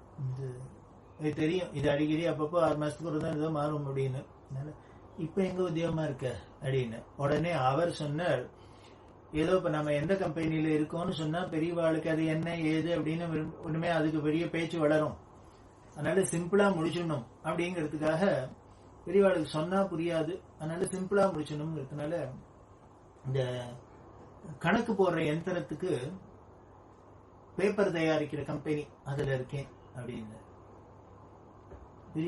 என்னது என்னது அப்படின்னு, கணக்கு போடுற யந்திரம் அதுக்கு பேப்பர் தயாரிக்கிற கம்பெனி அப்படின்னு. உடனே பெரியவா கேட்கிறா, கம்ப்யூட்டர் ஸ்டேஷனையும் புரியறாப்புல சொல்ல. அவர் கம்ப்யூட்டர் ஸ்டேஷனரின்னு சொன்னாக்க புரியாதாக்கும் நினைச்சிட்டு, கம்ப்யூட்டர்னா என்ன, இதெல்லாம் அது உடனே கணக்கெல்லாம் போட்டு காமிக்கும். அப்படி இல்லை ஏதானு இது பேச்சு வளர போறதோன்னு ரொம்ப அவர் புரியிறாப்புல சொல்லிட்டாப்புல கணக்கு போடுற எந்திரத்துக்கு தயாரிக்கிற பேப்பர் தயாரிக்கிற கம்பெனின்னா பெரிய உடனே பேசாத கேட்டுட்டு ஒரு தரத்துக்கு 2 தரமா கேட்டுட்டு ஏன்டா அவன் இப்படி சொல்றான், என்ன இல்லாம புதுசா புரியாத பாஷையெல்லாம் பேசணும், கம்ப்யூட்டர் ஸ்டேஷன் புரியிறாப்புல சொல்ல. நிறைய பேர் பண்ற ஒரு தப்பு என்னன்னு பெரியவாளோட அந்த பழமையை பார்த்துட்டு ஒரு காஷாய தண்டத்தை பார்த்துட்டு இது ஏதோ பழம்பெருச்சாடி அப்படின்னு நினைச்சிட்டு இவருக்கு சாதாரண இந்த மாடர்ன் விஷயங்கள்லாம் தெரியாது, இங்கிலீஷ் தெரியாது, இப்படிலாம் எல்லாருக்கும் ஒரு வரும் பாவம் வரும். ஆனால் நம்ம மறந்து போயிடுறது என்னன்னு 100 வருஷத்துக்கு முன்னாலேயே வெள்ளக்காரன் கான்வென்ட்ல படிச்சவர். அப்பா ஏதோ ரொம்ப கற்பனை பண்ணியிருந்த நம்ம பிள்ளைய, அதுவும் இவ்வளவு கெட்டிக்கார பிள்ளையா இருக்கு, இதை பெரிய இன்ஜினியர் ஆக்குறது, கலெக்டர் ஆக்குறது, டாக்டர் ஆக்குறதுன்னு நினைச்சுட்டார் போல இருக்கு. அது எல்லாத்தையும் விட்டுட்டு சாமியார் ஆயிட்டார். ஆனா சாமியார் ஆனாலும் என்ன பண்ணார், அது உலகத்துல இருக்கிற அத்தனை இன்ஜினியர், அத்தனை டாக்டர், அத்தனை கலெக்டர் எல்லாம் இதுக்குள்ள இருந்தது. இங்கிலீஷ்னா கடுமையான இங்கிலீஷா இருக்கும். ஒரு பெரிய இங்கிலீஷ் மேத வெள்ளக்காரா பார்த்துட்டு அசந்து போன ஒரு பெரிய அறிஞர் இங்கிலீஷ்ல. ஒரு இந்தியர் தான், இந்தியரா இருந்தா கூட அவரோட ஆங்கில புலமை எப்படி இருந்ததுன்னா வெள்ளக்காரா பார்த்து ஆச்சரியப்படுறாப்புல இருந்தது. அப்படி இருந்தவர் ஒரு ஏதோ ஒரு ஆர்டிகல் ஒன்று டிராஃப்ட் பண்ணியிருக்கார். பெரியவா சொல்லியிருந்தா அவர்கிட்ட கேட்டு எழுதின்னு வாங்கினா அது பண்ணியிருக்கார். அது பண்ணின்னு வந்தது இன்னும் ஆல் இண்டியா ரேடியோல உத்தியோகமா இருக்கிறார், அவர்கிட்ட தான் கொடுத்துனுச்சுக்கு. அவர் பெரியவா அவர்கிட்ட கேட்டு என்ன எழுதி கொடுத்தாரோ, எழுதின்னு வந்துட்டியோ அப்படின்னு. எழுதின்னு வந்துட்டேன், எங்க படி அப்படின்னா. காஞ்சிபுரத்துல வீதியில போயிட்டு இருக்கா, போயிட்டே அவர் கூட வர படிச்சுட்டே வா அப்படியே கேட்டுவார். இதெல்லாம் பண்ணுவா, போறதே வரத்தே. இது உட்காந்து படிக்கணும்னா ஒரே இடத்துல உட்காந்து இப்படியே ஒருத்தரும் சத்தம் போடக்கூடாது, இதெல்லாம் கிடையாது. அவ பாட்டுக்கு எல்லாத்துக்கு நடுவையும் காரியம் செய்யறதுக்கே இதெல்லாமும் பண்ணிட்டே இருப்பா. படிச்சுட்டே வாயேன் அப்படின்னு அவர் எல்லாத்தையும் அந்த ஆர்டிகிள படிச்சுட்டே வர வந்தா பெரியவா அப்படின்னா ஏதாவது சந்தேகம் இருந்துன்னா என்ன இங்க திருப்பி படி அப்படின்பா. அப்படின்லாம் சொன்னா அதுல ஒருத்தர் ஏதோ ஒரு இடத்துக்கு ஒரு பெரிய விஷயத்துக்கு ஒரு உபகாரம் பண்ணி அது மூலியமா அந்த தர்ம காரியம் நடக்க போறது, அதுக்காக எழுதின்னு வந்திருக்கிறது. அதுல வரத்தே அந்த கொடுத்தவரை பத்தி சொல்றதே டோனர் டோனர் அப்படின்னு வந்திருந்தது. அவர் டொனேட் பண்ணிருக்க டோனர் அப்படின்னா பெரியவா எல்லாத்தையும் கேட்டுட்டு நல்லாதான் இருக்கு, ஆனா இப்படி ஒரு நல்ல காரியத்துக்கு இவர் இவ்வளவு பெரிய ஒரு விஷயம் பண்ணியிருக்கார், இது ஒரு சாதாரண விஷயம் இல்லை. அப்படி இருக்கிறதே அவர் போய் சாதாரண சிம்பிளா ஒரு வார்த்தையில டோனர்னு சொன்னா நல்லா இருக்கா, இல்ல பிலாந்தெரபிஸ்ட்னா நல்லா இருக்குமா அப்படின்னு அவர் சொல்ற. தடார்னு அப்படியே ரோட்லயே காலில் விழறது. பெரியவா ஒரு சின்ன ஒரு விஷயம் எப்படி சொல்றா, அத டோனர்னு சொன்னா நல்லா இருக்குமோ, இல்ல பிலாந்தெரபிஸ்ட்னா இன்னும் இதை விட ஆப்டா இருக்குமோ. அவர் சொன்ன இல்ல இதுதான் ஆப்ட். பிலாந்தெரபிஸ்ட் அப்படின்னா கொடை, பேர்பட்ட கொடை வள்ளல், அதென்ன சொல்லணும். சும்மா சாதாரணமா ஏதோ 100 ரூபாய் 200 ரூபாய் கொடுத்திருக்காரு என்ன டோனருங்கிறதுக்கு இல்ல. சொன்னே இதை போட்டாக்க இன்னும் அவருக்கு ரொம்ப கௌரவமா இருக்குமோ, அவர் பண்ணின காரியத்துக்கு கௌரவமா இருக்குமோன்னு தோணித்து. நீ அவர் பெரிய எல்லாம் தெரிஞ்சவர், அதனால அவர்கிட்ட கேட்டு இந்த டோனருக்கு மேல பிலாந்தெரபிஸ்ட் மாத்தலான்னா மாத்திடும். அவர்கிட்ட போய் சொன்னா அவர் என்ன பண்றதுன்னு தெரியல. என்ன பிலாந்தெரபிஸ்ட்ங்கிற வார்த்தை வெள்ளக்காரன் பார்த்து ஆச்சரியப்படுறாப்புல ஆங்கில பொறுமை இருந்தவருக்கு பிலாந்தெரபிஸ்ட்ங்கிற வார்த்தை தெரியாத என்ன தெரியும். ஆனா என்ன அதை எந்த இடத்துல ஆப்டா யூஸ் பண்ணணுங்கிற அந்த நமக்கு சட்னு தோணல. ஆனா பெரியவாளுக்கு என்ன பண்ணுங்க இப்படிதான் தோணும். அதுக்கப்புறம் அவர் என்ன பண்ணுவார், அந்த மேதை பெரியவாள்கிட்ட ஏதாவது இங்கிலீஷ் அப்படின்னாலே கொஞ்சம் ஜாகிரதையா தான் இருக்கணும். நாம நினைக்கிறாப்புல கிடுக்கிடலாம் எழுதின்னு போய் அங்க போய் நினைடப்படாது. இப்படி ஆங்கில புலமையில எத்தனை வேணா சொல்லிட்டு போலாம், எவ்வளவு வேணா சொல்லிட்டு போலாம். அவ்வளவு கடுமையான இங்கிலீஷா இருக்கும். அப்படி இருக்கும். ஜாகிரதை சொல்றா, இந்த புகை பனி அப்படின்லாம் சொல்றமே, அதுக்கு நீங்க பார்த்தீங்கன்னா சொல்லின் செல்வர் காஞ்சி மாமுனிவர் அப்படின்னு ஒரு புஸ்தகம் எழுதிருக்கு. அதுல பார்த்தா அப்படி சில ஒவ்வொரு லாங்குவேஜோட சிறப்பெல்லாம் பத்தி சொல்றது, ஆங்கிலத்தோட பெருமையை சொல்றான். வந்து நம்ம சாதாரணமா ஒரு பனியினி அப்படின்னு சொல்றத அவ ஃபாகு, டியூக்கு, அது இதுன்னு வரிசையா அடிக்கிட்டு போறா. எவ்வளவு டிஃபரன்ஷியேட் பண்ணி எத்தனை தினசா ஒரு விஷயத்துக்கு வார்த்தை சொல்லியிருக்கா பத்தியோ. நம்ம மொத்த வார்த்தையில முடிச்சுடுறது இங்கிலீஷ்ல எவ்வளவு தினசா அதை பிரிச்சு காமிக்கிறது அப்படின்னு அத்தனை லாங்குவேஜ்லயும் இருக்கிறது. எந்த லாங்குவேஜா இருக்கட்டும், தமிழா இருக்கட்டும், தமிழ்ல இருக்கிறவாளுக்கு இருந்தாப்புல மேதாவிலாசம் ஆச்சரியமா இருக்கும். ஓவே சுவாமிநாதையர் தமிழ் தாத்தா. அவர் பெரியவாளை என்னங்கிற தமிழ் கடவுள், தமிழ் தேவதால அவதாரம் அப்படிங்கிறார். அவளுக்கு இஷ்ட தேவதை ஒண்ணு இருக்கும் இல்லையோ. எனக்கு முருகன் ரொம்ப இஷ்ட தேவதையா இருந்தா பெரியவா சுவாமிநாத சுவாமி அவதாரம்ங்கிறோம். அம்பாளா இருந்தா காமாட்சி அவதாரம். பிரதோஷ மாமா மாதிரி பரமேஸ்வரனை பிடிச்சிருந்தா பரமேஸ்வர அவதாரம். பரம வைஷ்ணவாளா இருந்தா இவர் தான் ஸ்ரீமன் நாராயணன் அப்படின்லாம் சொல்றாப்புல. இவர் தமிழ் உபாசிச்சதுனால தமிழ் தாத்தா சொல்ற பெரியவாள அவ சாட்சாத் தமிழ் தேவதா அவதாரம். சொல்றவர் யாரு? சாதாரணப்பட்டவர் இல்ல, தமிழை தூக்கி நிறுத்தினவர். அப்படி சொல்றார். அப்படின்னா அவாவா எந்த லாங்குவேஜா இருக்கட்டும் அதுல உள்ள சிறப்பை இனிமே பெரியவா அனுபவிச்சாப்புல. பாரதியார் சொல்றாரு, பாரதியாரை போல இனிமே பெரிய தமிழர் உண்டா, தமிழ் பற்று உள்ளவர் உண்டா? ஆனா அவர் என்ன பண்றார் அப்படின்னு, யாமறிந்த மொழிகளிலே தமிழ் மொழி போல் இனிதாவது. இந்த வார்த்தை ரொம்ப கவனிக்கணும். நாம என்ன பண்றோம், தமிழை போல இனிமையே கிடையாதுன்னு பாரதியாரே சொல்லிட்டார் அப்படிங்கிறோம். ஆனா பாரதியார் என்ன வெறும் தமிழ் மட்டும் படிச்சுட்டு தமிழ் தான் இனிமேன்னு சொன்னாரா? இல்ல, முன்னால ஒரு வார்த்தை போட்டுக்க, யாமறிந்த மொழிகளிலே அப்படின்னா இவருக்கு இன்னும் பல மொழிகளும் பார்த்து தெரிஞ்சிருக்கு, கெட்டிக்காரர். அதுக்குள்ள கம்பேர் பண்ணி இது ரொம்ப இனிமே அப்படின்னு சொல்ற. அப்படி சொன்னவர் தான் சிந்து நதியின் மிசை நிலவினிலே. அதுல என்ன சுந்தர தெலுங்கினில் பாட்டி செய்து சொல்றாரோடையும். ஏன் தமிழ்ல பாடிட்டு ஓட்டின்னு போகப்படாதா, தோணியை ஓட்டின்னு போகப்படாதா தமிழ் பெண்களோட? இல்ல. அதுதான் அந்த மகான்களோட குணம் என்ன, அறிஞர்களோட பரந்த மனசு. குறுகின ஒரு கிணறு இல்ல, அது கடல். எங்க என்ன நல்லது இருந்தாலும், எங்க எது இனிமையா இருந்தாலும் அத்தனையும் அங்கீகரிச்சுக்கிறது. அதுதான் தமிழ்நாட்டோட சிறப்பு. நம் பண்டைய தமிழர்கள்லாம் அப்படிதான் இருந்திருக்கா. நமது பாரத தேசத்தோட சிறப்பே அதான். அதுவும் தமிழ்நாட்டோட சிறப்பு ரொம்பவே. இதெல்லாம் தான் பெரியவா கவனிக்கிறார். அதுதான் நம்மளோட சிறப்பு. அப்படிதான் பெரியவா இருந்து காமிச்சா. அதனால இதுதான் அதுதான் அப்படின்னு நம்மளோட அறிவை உள்ளுக்குள்ள, நம்மளோட நேரவா உள்ளுக்குள்ள குறுக்கிக்காத பரந்த மனசோட, விஷால மனசோட எல்லா இடத்துலயும் எல்லாத்துலயும் இருக்கு நல்லது. ஏதோ ஒரு இடத்துலயும் அதாவது நல்லது இருக்குத்தான் இருக்கு. அப்படி இல்லைன்னா பகவான் அம்பாள் இதெல்லாம் சிருஷ்டியே பண்ணியிருக்க மாட்டா. அதை என்ஜாய் பண்ணும். அதை இல்லைன்னா நமக்கு தான் நஷ்டம். அதுல உள்ள நல்லதை நமக்கு கொடுத்து வைக்கல, அனுபவிக்க. அப்படி இல்லை பெரியவா. இப்படிதான் வரவா எல்லாத்தையும் சொல்லிட்டு இருக்கோம். வில்லுப்பாட்டு கலைஞர் சுப்பு ஆறுமுகம், அவர்கிட்ட பேசியிருந்தா வில்லுப்பாட்டெல்லாம் பத்தி பேச்சு வந்தது.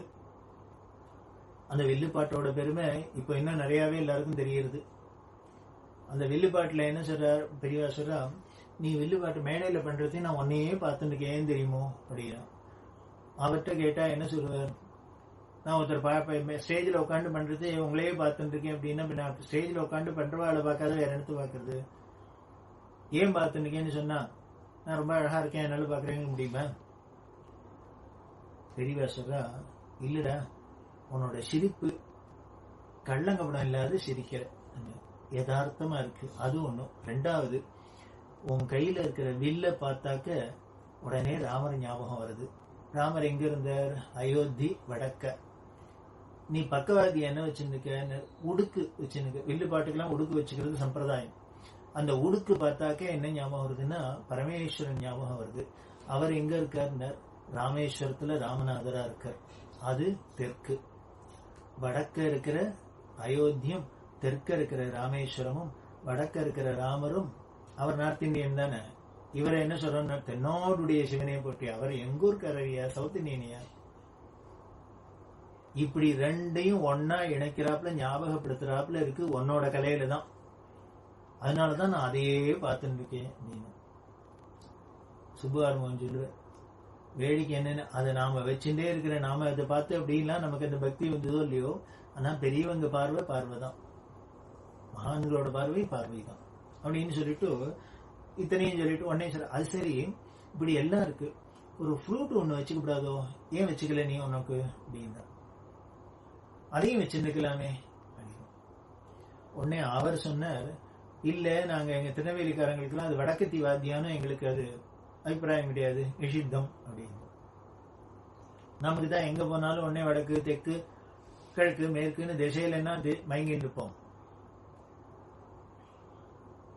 உடனே பெரியவா சொல்ல, ஓ அப்படி நீ சொல்றியோ, நான் எதுக்கு கேட்டேன்னா, இப்ப அந்த ஃப்ளூட்டும் இருந்ததுன்னு வச்சுக்கோ, உன் வில்ல பார்த்தா ராமர் ஞாபகம் வந்துடுது, உடுக்கையை பார்த்தா சிவன் ஞாபகம் வந்துடுது, அந்த ஃப்ளூட்டை பார்த்தா கிருஷ்ணர் ஞாபகம் வருமோ இல்லையோ, அதுக்காக கேட்டேன். இத சொல்லி சொல்லி உருகிற சுப்பார்மம் என்ன பெரியவங்க, அதான் பெரியவங்க. நாம என்னடான்னா வடக்கு தெற்கு கிழக்கு மேற்குன்னு திசையில மயங்கிண்டு நாம உள்ளுக்குள்ள கிடக்கும். ஆனா பெரியவங்களோட பார்வை எப்படிங்க, அதுல எல்லாத்துலயும் இந்த தெய்வீகத்தை பாக்குறாப்புல இருக்கு. நமக்கு ஃப்ரூட்டை பார்த்தா கிருஷ்ணரா ஞாபகம் வருது, வில்ல பார்த்தா ராமரா ஞாபகம் வருது இல்ல, ஆனா பெரியவாளுக்கு அப்படித்தான் வரும். அதுக்காக சொன்னேன் அப்படின்னு. அவசியம் வச்சுக்கிறேன், இந்த ஃப்ரூட்டை வச்சுக்கிறதுல இப்படி ஒரு தாத்பரியம் இருக்கு, இப்படி ஒரு உயர்வு கிடைக்கும் அப்படின்னா இதை விட என்ன தடை, அவசியம் வச்சுக்கணும். இப்படிதான் ஒவ்வொரு விஷயத்திலையும் ஒவ்வொரு பெரியவாளோட பார்வை தனியா இருக்கும். அதை எடுத்து அவள்கிட்ட சொல்றதே அவ ரொம்பவே என்ஜாய் பண்ணுவா,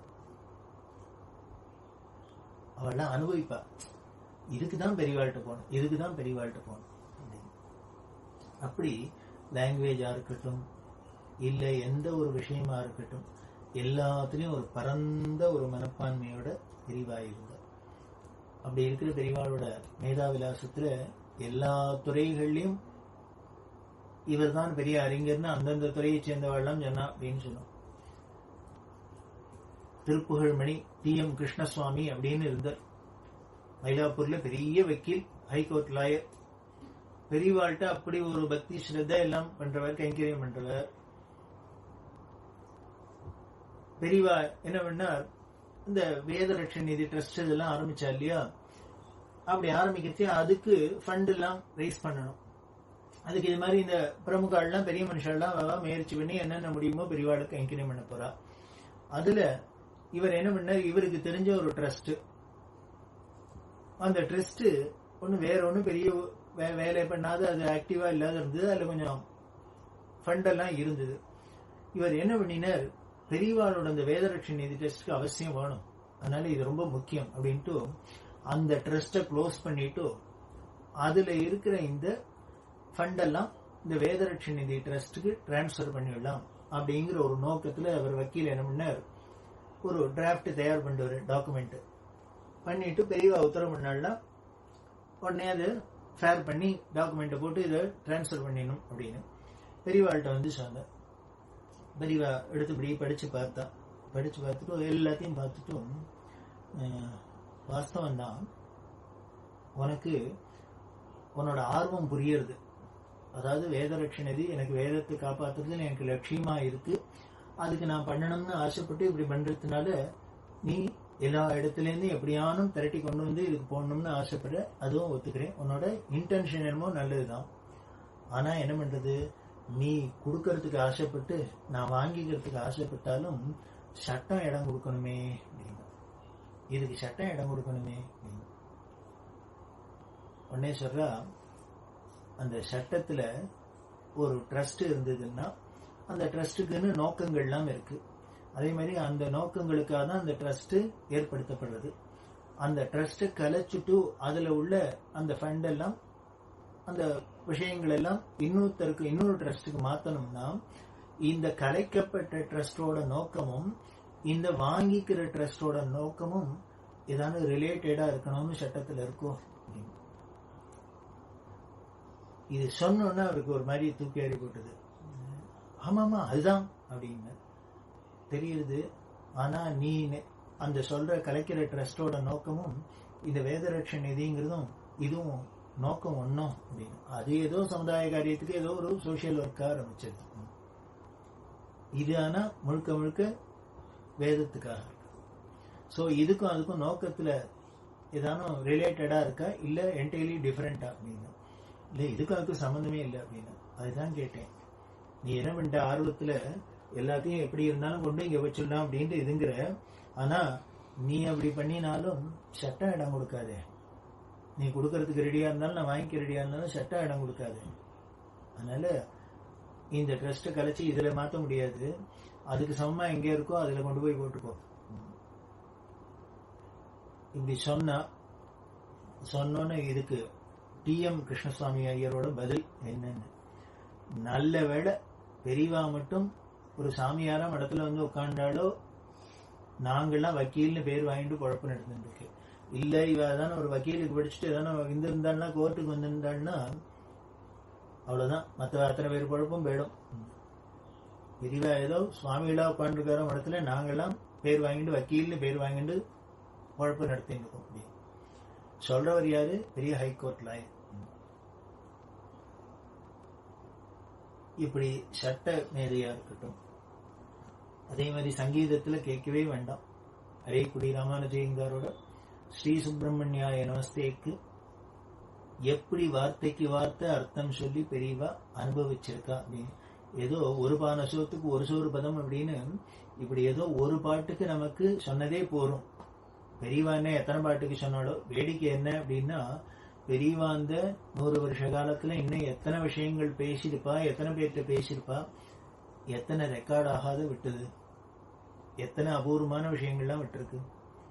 தெய்வத்தின் குரலையே பார்த்தா ராகணபதி என்ன சில விஷயங்கள்லாம் சொல்ற. ஏதோ அன்னைக்கு பார்த்தேன், ஏதோ ஒரு இடத்துல கும்பகோணத்தை பத்தி சொல்றது. கும்பகோணத்தை பத்தியே பெரியவா சொன்ன விஷயங்கள் நிறைய இருக்கு. அது பின்னால அது தனியா ஒரு வால்யூம்ல எங்கேயானு வரத்தே நேரம் வரத்தே வரும் அப்படின்னு. ஆனா வராதே எடுத்து கும்பகோணத்துக்கு அதிர்ஷ்டம் அவ்வளவுதான், வேற என்ன சொல்றது. திருவாரூரை பத்தி அப்படி சொல்லியிருக்கா, அது பின்னால வரும் அப்படின்னு ஒரு இடத்துல சொல்லியிருக்க. இதெல்லாம் நமக்கு கிடைக்காது போனது, அதாவது கை கேட்டியும் வாய் கேட்டாது போனது பல விஷயங்கள். இன்னும் கை கேட்டாத போன விஷயங்கள் அதை விட பெருசா இருக்கும். எத்தனை விஷயங்கள் மேட்டூர் சுவாமிகள் அந்த 1972 84 வரைக்கும் பெரியவா பண்ண யாத்திரையில அவர் சொல்ற, கோகாக் அப்படிங்கிற இடத்துல பெரியவா யாரோ வித்வான்களோட அந்த பாஷ்யம் சூத்திர பாஷ்யத்தை பத்தி வேதாந்த பாஷ்யத்தை பத்தி பேசியிருந்தாலும் அப்படி ஒரு எக்ஸ்ட்ராடினரி பெரியவாவோட விஷயம் சொன்னா அப்படின்னு எழுதியிருக்க. ஆனா இப்படி பிரமாதமா சொன்னார், அப்படியே மெய்சில் இருக்கிறாப்புல விஷயத்த சொன்னான்னு தான் எழுதியிருக்காரு வெளிய. அது என்னென்ன தெரியணும். அந்த மெய்சில் இருக்கிறாப்புல சொன்ன எக்ஸ்ட்ராடினரியா பெரியவா சொன்னது எக்ஸ்ட்ரீம் பண்ணதுன்னு நான் நோட் பண்ணியிருக்கணும், விட்டு போச்சு. அப்படின்னு அபூர்வமா அதை பத்தி சொன்னா தெரியல. ஏதோ அபூர்வமா சொன்னாருங்கிறது வேணா தெரியுது வெளிய, வாய் கேட்டல்ல. இப்படி பல விஷயங்கள் நமக்கு மிஸ் பண்ணினதுதான் ஜாஸ்தியா இருக்கு, எடுத்ததுதான் இருக்கு. ஆனா என்ன, ஒரே ஒரு சந்தோஷப்பட்டுக்கலாம். தேவாரத்துக்கு பத்தி திருமறையை பத்தி சொல்றதே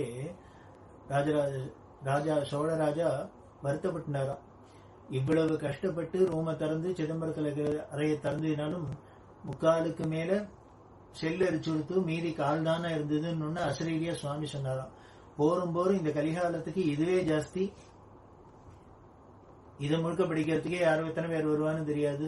அதனால இந்த காலத்துக்கு என்ன தேவையோ என்ன வேணுமோ போருமோ அதைத்தான் கொடுத்திருக்கேன். அதனால போனத்தை பத்தி கவலைப்படாத, கிடைச்சதை வச்சு சந்தோஷப்படு, இதை முதல்ல ஒழுங்கா யூஸ் பண்ணிக்கிறோமா பாரு அப்படின்னு சுவாமி அசரீரியா சொன்னாங்க. அதை போலதான் நமக்கும் இந்த கணபதி அண்ணா ஒரு 7 வால்யூம்லயானும் தெய்வத்தின் குரலை கொடுக்கலன்னா எவ்வளவு ஒரு நஷ்டம் ஏற்பட்டிருக்கும் நினைச்சு பார்த்தாலே பயமா இருக்கு. அப்படி ஒரு நஷ்டம் ஆகாத தான் வரத்தையே ஒரு கணபதியும் கூட அழிச்சுன்னு எழுத வச்சு, எப்படி ஒரு வியாசர் மகாபாரதத்தை ஒரு கணபதி மூலியமா எழுத வச்சாரோ அதை போல பெரியவாளும் இந்த கணபதி மூலியமா எழுத வச்சு நமக்கு கொடுத்திருக்கா. அப்படின்னா இது நமக்கு போரும், இதுவே நமக்கு நம்ம தகுதிக்கு அதிகம்னு பெரியவா தீர்மானம் பண்ணிக்கலான்னு தெரியுது. அதனால போனத்தை நினைச்சு நம்ம ஒன்றும் கவலைப்பட வேண்டாம். இதை நாம தினம் படிக்கிறோமா, நாம அதுல உள்ள விஷயங்களை கிரகிச்சுக்கிறோமா, நம்மளால முடிஞ்சா அடுத்தவரோட ஷேர் பண்ணிக்கிறோமா, இதுதான் வேணும். இப்படி இவா சட்டத்திலேயா இருக்கட்டும், சங்கீதத்திலேயா இருக்கட்டும், சமயம் எதுக்கு சொல்ல வந்தேன், அந்த ஸ்ரீ சுப்பிரமணிய நமஸ்தேக்கு உனக்கு சொன்னதே அத்தனை பெருசுக்கா இருக்கு அப்படின்னா, எத்தனையோ வித்வான்கிட்ட உமையாள்புரம் சுவாமிநாதையர்னு இந்த தியாகராஜரோட நேரடி சிஷ்ய பரம்பரையில வந்தவர். அந்த உமையாள்புரம் சுவாமிநாதையர் கும்பகோணத்துல தான் அப்புறம் பிற்காலத்துல இருந்தார். மடத்துக்கு ஏத்தாப்புல அந்த கவிர்த்தர்ல தான் வீடு அவளுக்கு. தினம் வருவாராம்.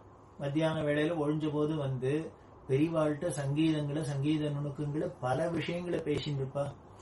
பேசிட்டு இருக்கிறதே அவர் ஆச்சரியப்படுவார். பெரியவாளோட மேதாவிலாசத்தை, இசை புலமை அப்படின்னு. ஒரு பெரிய வீண வித்வான் வந்திருக்கார். அவர் பெரியவாளுக்கு முன்னால வீண வாசிக்கணும். அவர் வெறுமனை வந்திருக்கார். வந்தாக்க அவர் பெரியவாளுக்கு முன்னால வாசிக்கணும் அப்படின்னு ஆசை. பெரிய வாசிய அப்படின்னா இவர் எடுத்து வச்சிருந்தார். உட்காந்துட்டு அவருக்கு ஒரு மாதிரி டென்ஷனா இருக்கு. ஏன்னா பெரியவா முன்னால ஒரு விஷயத்தை பண்ணணும் அப்படின்னா, பெரிய வித்வான்களா இருந்தா கூட ஒரு படபடப்பு இருக்கும், பயம் இருக்கும். அவர் அந்த படபடப்பு பயத்தோடு எடுத்து வீணை எடுத்து சுதி சேர்த்தார். அப்படி சுதி சேர்த்து எங்கிட்ட டபக்குன்னு தந்தி இறந்து போயிடுத்து விட்டாங்க. தந்தி இறந்து போயிடுத்துன்னா அப்செட் ஆயிட்டார். மெனக்கட்டு பெரியவா இதற்கு ஏகாந்தமா உட்காந்து வீணை வாசிச்சு காமிக்கலாம்னா இப்படி ஒரு காலவாரி எடுத்தேன் அப்படின்னு ரொம்ப வருத்தப்பட்டார். வருத்தப்பட்டா வந்து இப்படி ஆயிடுத்து, வேற எங்கெங்கயானு காஞ்சிபுரத்துல யார்ட்டையான வீணை இருந்துன்னா வாங்கிட்டு வந்து கொடுத்தாக்க நான் வாசிச்சுவேன் அப்படின்னு. இனிமே யார்கிட்ட தேடின்னு வருது இப்போ, காஞ்சிபுரத்துல யாராத்துல வீணை இருக்குன்னு தேடுறது. உடனே பெரியாசரா எந்த ஸ்ருதி தந்தி இருந்தது அப்படின்னா, மத்தியம ஸ்ருதி அப்படின்னா. உடனே சொல்ற போனா போட்டுமே, மோகனம், இந்தோடம், இது மாதிரி மத்தியமஸ்வரம் வராத ராகமா 4 எடுத்து வாசிச்சுறேன். அவருக்கு தூக்கி அறி போட்டுது. ஏற இறங்க பார்த்தாரு. ஆமா இப்படியும் பண்ணலாமே வாசி. அவர் பின்னால சொல்ற, இப்படி வேற யாராலையானு வேற எங்கேயானு நினைச்சு கூட பார்க்க முடியுமா பெரியவா. நாம அவரை வச்சுட்டு உடனே என்ன பண்ணுன்னு தெரியாது அளமலர்ந்து பொறுத்து அவ காமா இருந்தது. அதனால என்னடா இப்போ மத்தியமஸ்வரம் வராத ராகமாதான் எத்தனையோ இருக்கு, அதெல்லாம் எடுத்துட்டா சரியா போச்சு. அந்த அட்ஜஸ்ட் பண்ண தெரியணும், அதுதான் கெட்டிக்காரத்தனம். இது ஏதோ சங்கீதத்துல தான் இல்ல, அட்ஜஸ்ட்மெண்ட் எல்லாத்துலயும் உண்டு. இவ எங்கேயோ மரத்தடியில குளத்தடியில கேம்ப்ல போயிட்டு இருக்கா. காத்தால வந்தா ஒரு இடத்துக்கு, அந்த இடத்துல இருந்து தண்ணி வசதி இருந்து அதுல பெரியவா ஸ்நானம் பண்ணிட்டு அனுஷ்டானம் பண்ணி எல்லாம் பண்ணி மத்தவா ஏதோ ஒரு பண்ணி ஆகாரம் பண்ணி பெரியவாளுக்கு பிட்சை பண்ணிட்டு உட்காந்துருக்கா. சாயந்தரம் வெய்யத்தாழ அங்கேருந்து கிளம்பி அடுத்த இடத்துக்கு போனோம். அப்போன்னு பார்த்து ஒரு 2 மணிக்கு மேல ஒரு 4-5 பேர் வந்தா தரிசனத்துக்கு. வந்து அவ பேசிந்தா, சாப்பாடு ஆயிடுத்தனா சாப்பிடலன்னா. சாப்பிடலன்னா இப்ப என்ன பண்றது? உடனே கூட இருக்கிறவட்ட கூப்பிட்டு கேட்கிறா, இவ சாப்பிடலங்கிறா, ஏதானும் பசிக்கு ஏதானும் இருக்குமா அப்படின்னு. இப்ப எல்லாம் கட்டியாச்சு, இனிமே நம்ம கிளம்பி ஊருக்கு போறோம், அடுத்த இடத்துக்கு போறோம்ன்றதுனால இப்ப இருந்தது பேக் பண்ணியாச்சு. அடுத்த இடத்துக்கு போனோன்னா எப்படியும் எல்லாருக்கும் பண்ணி ஆகணும், அப்ப வேணா பண்றேன். இப்ப சாப்பிடணும்னா அப்புறம் ராத்திரி போடுறேன்னு என்ன அர்த்தம்? அதனால இப்பைக்கு ஏதானும் பசிக்கு என்ன தேவை? இப்ப சரி என்ன பேக் பண்ண, என்ன இருக்கு சாமான் அப்படிங்க. ஒன்னும் பெருசாவும் இல்லை, ஏதோ இதான் இருக்கு, இதை வச்சுன்னா என்ன பண்றது? என்ன இருக்கு சொல்லுங்க. அரிசி இருக்கு, கொஞ்சம் பைத்தம்பருப்பு இருக்கு, கரியால பார்த்தாக்க 2 எலுமிச்சை மிளகா இருக்கு, பச்சை மிளகா இருக்கு, கருவேப்பிலை இருக்கு, இதான் இருக்கு. இத்தனை இருக்கே, இதை வச்சு ஜமா சொல்லலாம் அப்படின்னு அவர் பார்த்தாரு. என்ன ஜமாக்கிறதா? உடனே பெரியவாசரா, அந்த அரிசியை களைஞ்சிக்கோ, அதை அப்படியே இந்த கழநீர்லாம் கீழே கொட்டாத, ஒரு பாத்திரத்துல ஊத்திக்கோ, இந்த பைத்தம்பருப்பை வேக போடு, அது 3/4 வேக்காடு வந்தோடனே அதுல இருக்கிற பாதியை எடுத்து ஒரு தட்டுல கொட்டு, அதுல துளி உப்பு போட்டு ஒரு கடுகை தாளிச்சு கொட்டினீங்கன்னா சுண்டல் ஆச்சு. மீதி அந்த பருப்பை நன்னா கரைய விடு, அதுல நிறைய தண்ணியை விட்டு விழாவு, ஒரு எலுமிச்சம் எடுத்த புளி, அது போடுறதையே ஒரு பச்சை மிளகாயம் போட்டு கொதிக்க விடு. ரசம் சாத்தை வெடிச்சிடும். அந்த கயநீர் எடுத்து வச்சிருக்கு இல்லையா, அதுல ஒரு எலுமிச்சம் எடுத்த புளி, ஒரு கருவேப்பிலை கசக்கு, உப்பு போட்டு கசக்கு, மோர் ரெடி. சாதம் ஆச்சு, ரசம் ஆச்சு, தொட்டுக்கிறதுக்கு ஒரு சுண்டல் ஆச்சு, மோர்ஞ்சாச்சு. இதை விட என்ன இந்த காட்டுல போன பெரிய விருந்து வைக்கணும்? இதுவே பெரிய விருந்து தான். இதை தயார் பண்ணிடலாமா அப்படின்னு அவருக்கு ஆச்சரியம். என்ன அது சமையல்லாம் இவ்வளவு சிம்பிளா முடிச்சுட்டு இருப்பார். நமக்கு என்ன குக்கர், கிரைண்டர், மிக்சி, கேஸ் இத்தனையும் வச்சுட்டு திண்டாட வேண்டியிருக்கு. படு சிம்பிளா முடிச்சுட்டா, பண்ணிடேன் அப்படின்னு. எத்தனை நேரம் ஆகும்னா, ஆகும் 2 மணி 3/4 மணியில பண்ணிடலாம். நீ என்ன பண்ணு, அதை பண்ணு. அது வரைக்கும் நான் அவள்கிட்ட மேய்ச்சி கட்டின்னு இருக்கேன் பேசிட்டு. ஏன்னா அவ பாத்திரப்படாது. ரெசிபி எல்லாம் பார்த்தா இந்த பொம்மநாட்டிகள்லாம் சமையல் உள்ளுக்குள்ளேயே புருஷால விடாத காரணம் என்னன்னு, இந்த புருஷாலாம் சும்மா இருக்கு தெரியாதுதான் வளரும். வெளியில வந்தவா இருக்கே, ஐயோ இதை போட்டு அதுவாது அவ எத்தையோ தண்ணியை விட்டு அத்தை விட்டு இதை விட்டு எத்தையோ கோல்மால் பண்ணி எத்தையோ பண்ணி வச்சிருப்பா. வந்தவா இதற்கு கௌரவமா முடிச்சுடலான்னா இவாள்லாம் ஏதாவது வளருவா. அதனாலதான் அவன் என்ன பண்ணுவா, பயந்துட்டு எல்லாம் வரும் ரெடியானோன்னு சொல்றேன், நீங்க அங்க வெளியில போய் உட்காந்து அப்படின்பா இல்லையா.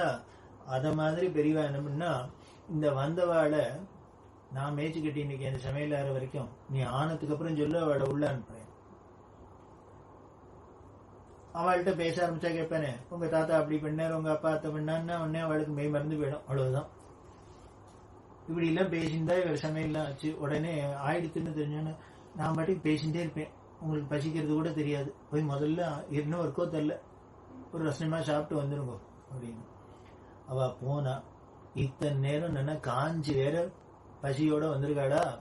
வந்ததுக்கு இவர் கொதிக்க கொதிக்க ஜம்மன சாத்தையும் போட்டு இந்த ரசத்தையும் விட்டு சுண்டலையும் போட்டு, இதுனா தேவாமிருதமா இருக்கு சாப்பிட்றா. மோரை விட்டாக்க இது மாதிரி மோர் நாங்க குடிச்சதே கிடையாது, தேவாமிருதமா இருக்கு, எல்லாம் தான் பெரியவா பிரசாதம் அப்படின்னு. எங்களுக்கு என்ன தெரியும் பெரியவா பிரசாதம் கயநீர்னு. கயநீர் இருந்தா விழுந்து விழுந்து குடிப்பேனா, வந்தவன் படக்காரெல்லாம் ஆத்துலன்னா ஏட்டு உங்களுக்கு வாங்கி நன்னா துவைக்கிறேள்.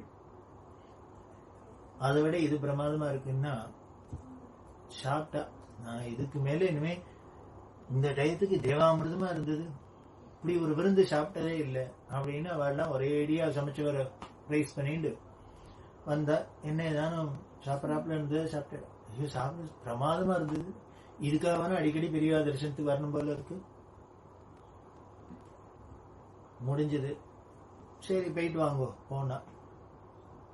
போனா அப்புறம் தெரிக்கிறா, ஒன்னும் தெரியலையே அவளுக்கு, ஒன்னும் கண்டுபிடிக்கலையே அப்படின்னு. அது எப்படி கண்டுபிடிப்பா, சொல்லி கொடுத்திருக்கிறது சங்கராச்சாரியார்னா இதான் பெரியவா. அப்புறம் சொல்ல, இவரு எது இருக்கோ அதை வச்சுன்னு சமாளிச்சோம். இந்த சமயத்துலவே அது இல்லை இது இல்லை அத்தை கொண்டா அப்படின்னா என்ன பண்றது, முடியாத சமயத்துல எத்தையோ பண்ணும், ஆச்சு போச்சுன்னு சமைச்சோம். இப்படி எந்த ஒரு சிச்சுவேஷனையும் இதுங்கன்னா அது பெரிய அறிஞரா இருந்தாதான், மேதாவியா இருந்தாதான் முடியும்.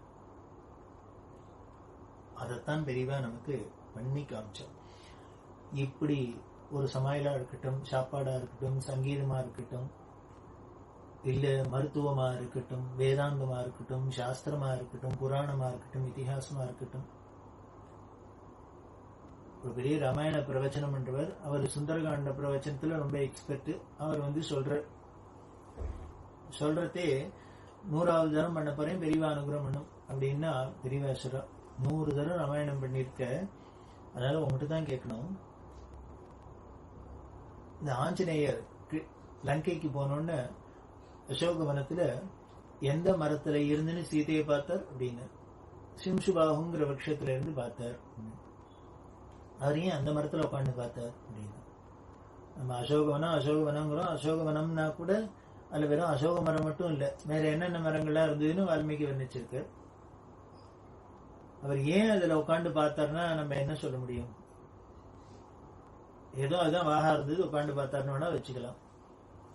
உடனே பெரியவா சொல்றா, அவர் ஏதோ உட்காந்து பார்த்து, அவர் என்ன பண்ணிட்டு ஒரு வானரம் அது ஏதோ மரத்துக்கு மேலே கிழக்கிலே தவறுத்து இதுல உட்காந்துது பார்த்தது அப்படின்னு வச்சுக்கலாம். எதனால இதுல உட்காண்டாருன்னு சொல்ல முடியாது. உன்னை பெரியவாசனா வாஸ்தவம்னா சாதாரண குரங்கா இருந்தா அது ஏதோ கிளை தாவித்து அப்படின்னு வச்சுக்கலாம். இதுவோ நவவியாக்கரண பண்டிதன், அப்பேற்பட்ட கெட்டிக்காரன் ஒரு காரியம் பண்ணினா ஏதோ ஒரு ரீசன் இருக்குமோ இல்லையோ, காரணம் இருக்கணுமே.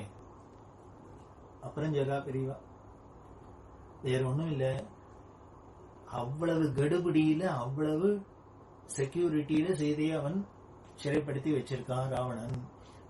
அதனால அவனுக்கு தெரியாத காத்து கூட உள்ள நுழைஞ்சிட முடியாது அப்படிங்கிற ஒரு இடத்துல போய் ஒரு தூதனா இருக்கிறவன் பண்ண வேண்டியது, முதல் கவனிக்க வேண்டியது என்ன, நம்ம ஒரு இடத்துக்கு போய் உளவறிஞ்சுன்னு வந்து விஷயம் கேதர் பண்றோமோ இல்லையோ, போன இடத்துல மாட்டின்னு விடாத இருக்கணும். வந்தது தெரியாது போனது தெரியாது போயிட்டு வந்துடணும். அதுதான் முதல் பாயிண்ட். அதுலதான் ஆஞ்சநேயர் ரொம்ப கெட்டிக்காரனா சாமர்த்தியமா இருந்தார். அதனால சீதையும் பார்க்கணும், ஆனா ராவணன்ட்டு மாட்டின்னு விடவும் கூடாது. ஏன்னா வாழலாம் பின்னாலே சுத்திட்டு வாட்ச் பண்ணிட்டே இருக்கு.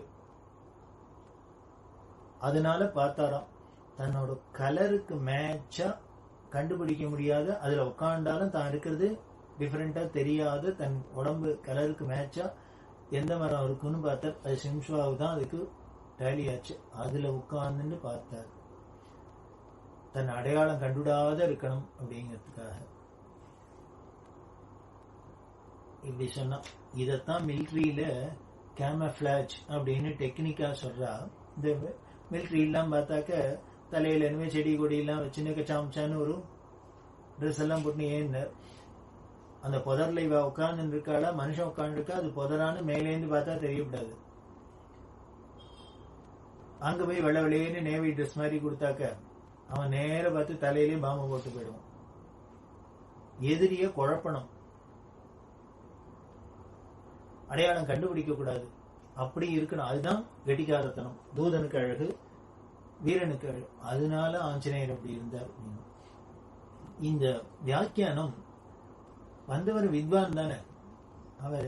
இல்ல இப்படி ஒரு இது நான் இது வரைக்கும் கேள்விப்படல, ரொம்ப அழகா இருக்கு அப்படின்னு உடனே பெரியவா சொல்றா, சொன்னேன் நீ அப்படி போய் 100கணக்கா உபன்யாசம் பண்ணிக்கள். உங்களை மாதிரி படிச்சவாள்லாம் இந்த புராண இதிகாசங்கள்லாம் சொல்றது, இந்த காலத்து குழந்தைகளுக்கெல்லாம் ஏதோ இந்த புராண இதிகாசம்லாம் இல்ல ஒண்ணுமே இல்லை, வெறும் விஷயமே இல்லை, சும்மா ஏதோ கதை ரீல் விட்டுருக்கா அப்படின்லாம் தோன்றது. அப்படி இருக்கக்கூடாது. அதுல எல்லாமே இது மாதிரி இப்போ இருக்கிற நல்ல விஷயங்கள் எல்லாமும் இருக்கு, இந்த விஞ்ஞானபூர்வமான விஷயங்கள் எல்லாமும் அதுல நிரம்பி இருக்கு அப்படிங்கறதுலாம் நீங்களாம் எடுத்து சொன்னேன் அப்படின்னா அவளுக்கெல்லாம் உடனே, இந்த இளைஞர்களுக்கெல்லாம் இந்த புராண இதிகாசங்கள் மேல் எல்லாமே ஒரு நம்பிக்கை வந்துடும். அதுதான் முக்கியம். அதுக்காக சொன்னேன் அப்படின்னு. சாண்டூருங்கிற இடத்துல இருக்கா, சாண்டூர் ராஜா, அவர் யுவராஜா. ஒரு நாளைக்கு அவரோட பேசிட்டு இருக்கிறதே அவர் கேட்டார், துவைதம் அத்வைதம் என்ன வித்தியாசம் பெரியவா வியாக்கியானம் பண்ணும் அப்படின்னு. பெரியவா அதை விட்டா, நீ என்ன படிச்சிருக்க, என்ன பண்ணிட்டு இருக்க அப்படின்னு. அவர் மேல்நாட்டுல ஒரு வெளிநாட்டுல ஒரு பெரிய யூனிவர்சிட்டியில ப்ரொஃபஸரா இருக்கு அப்படின்னு. நீ என்ன படிச்சிருக்கன்னு, பிஹெச்டி பண்ணிருக்க, எதுல என்ன, மேக்ஸ் அப்படின்னு. அவர் பொதுவா மேக்ஸ்னாக்க வந்து அதுல என்ன அப்படின்னு அவர் பெரியவாளுக்கு புரியாதாக்கும்னு நினைச்சிட்டு குவாண்டம் தியரி அப்படின்னு. குவாண்டம் தியரியில பெரிய சங்கராச்சாரியருக்கு என்ன தெரிய போறதுன்னு அவருக்கு பாவம். குவாண்டம் தியரியா அப்படின்ட்டு உடனே உட்காந்து மண்ணுல 2 ரவுண்டு போட்டா, அதுல 1 பிளஸ் 1 மைனஸ் போட்டுட்டு உடனே அவர்கிட்ட கேட்கிறா, இந்த குவாண்டம் தியரியில ரிசர்ச் பண்ணேங்கிறிய பாசிட்டிவ் அப்ரோச்சா நெகட்டிவ் அப்ரோச்ல பண்ணியா? இது கேட்டோன்னா அவருக்கு முடிச்சுன்னு, இது சாதாரண சங்கராச்சாரியார் இல்ல, சர்வஜன். அவர் ஏதோ வெறுமனை இதெல்லாம் சொன்னாங்க புரியாதாக்குன்னு வெறுமனை மொட்டையா மேக்ஸ், மேக்ஸ்ல என்னன்னு கேட்டா அப்புறம் குவாண்டம் தியரின்னு எல்லாத்தையும் சொன்னா இப்படி உடனே அவர் சொன்ன பாசிட்டிவ் அப்ரோச் அப்படின்னு.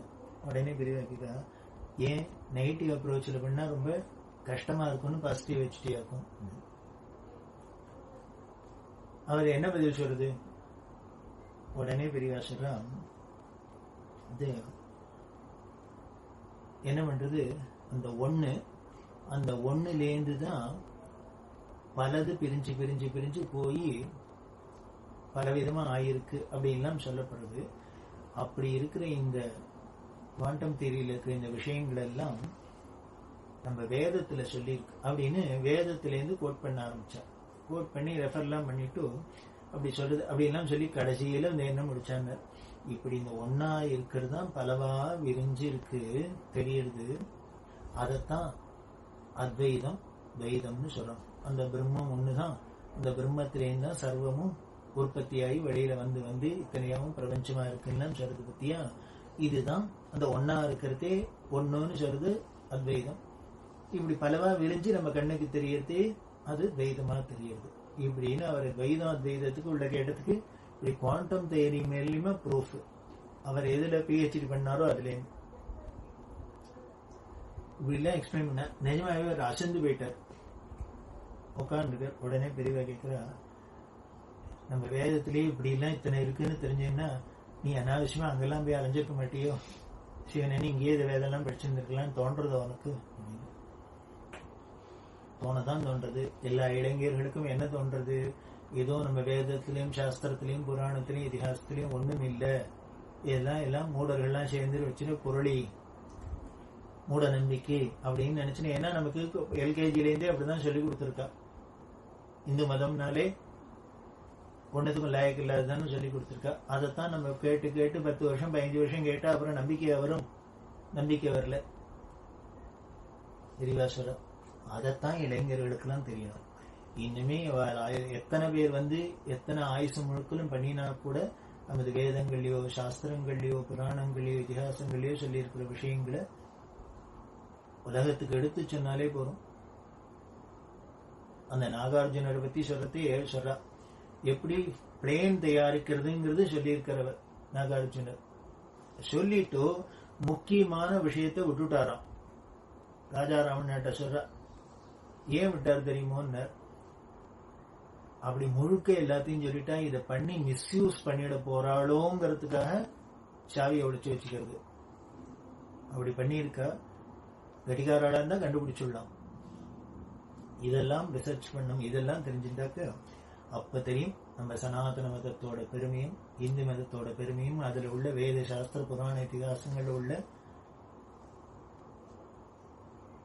அறிவையும் எல்லாரும் தெரிஞ்சுக்கலாம். அதெல்லாம் உலகுக்கு எடுத்து சொல்லணுங்கிறதுக்கு காமிக்கணுங்கிறதுக்காக தான் பெரியவா இப்படி சர்வஜனா வந்தாலே வெளிய இல்லையா தன்னை பத்தி தெரிஞ்சு காமிச்சுட்டு தனக்கு பெருமை சேர்த்துண்டு எல்லாரும் ஓஹோ ஆஹா நம்மளை பத்தி கொண்டாடணுங்கிறதுக்காக இல்லை. இதெல்லாம் இருக்கு, நாமெல்லாம் மிஸ் பண்றோம், மிஸ் பண்ணக்கூடாது அப்படிங்கிறதுக்காக தான் பண்ணிடுறோம். அப்படி இருக்கிற சர்வஜனான பெரியவா ரொம்ப சர்வ சுலபன். அப்படி ஒரு ஹாஸ்யமா இருக்கும், எல்லாம் பண்ணுவா. எப்படி ஒரு கண்ணாமூச்சி விளையாட்டு தான் விளையாடுவா. எல்லாத்தையும் இருந்தா ரொம்ப ஜோவியலா இருப்பா. இவ ஒரு வித்வானோட உட்காந்து பேசிட்டு இருக்கா. ஒரு ஷாக்கடை அதுக்கு பக்கத்துல உட்காந்து பேசிட்டு இருக்கா. அந்த ஸ்மெல்லு சரியாவே இல்லை. கூட இருக்கிற பாலு என்ன பண்ணாரு, நல்ல விஷயம் பேசுறது இந்த இடத்துல உட்காந்து பேசணும், உள்ள வந்து பேசணும் அப்படின்னு. பெரியவாள்கிட்ட மட்டும் என்னென்ன யாரு எங்க வராளோ எந்த இடத்துல இருக்கோ உட்காந்து இடத்துல எல்லாம் நடக்கும். உள்ள வரணும்னு பெரியவா அந்த ஏந்து வந்து அந்த சுவாரஸ்யம் பேச்சு போயிடும்.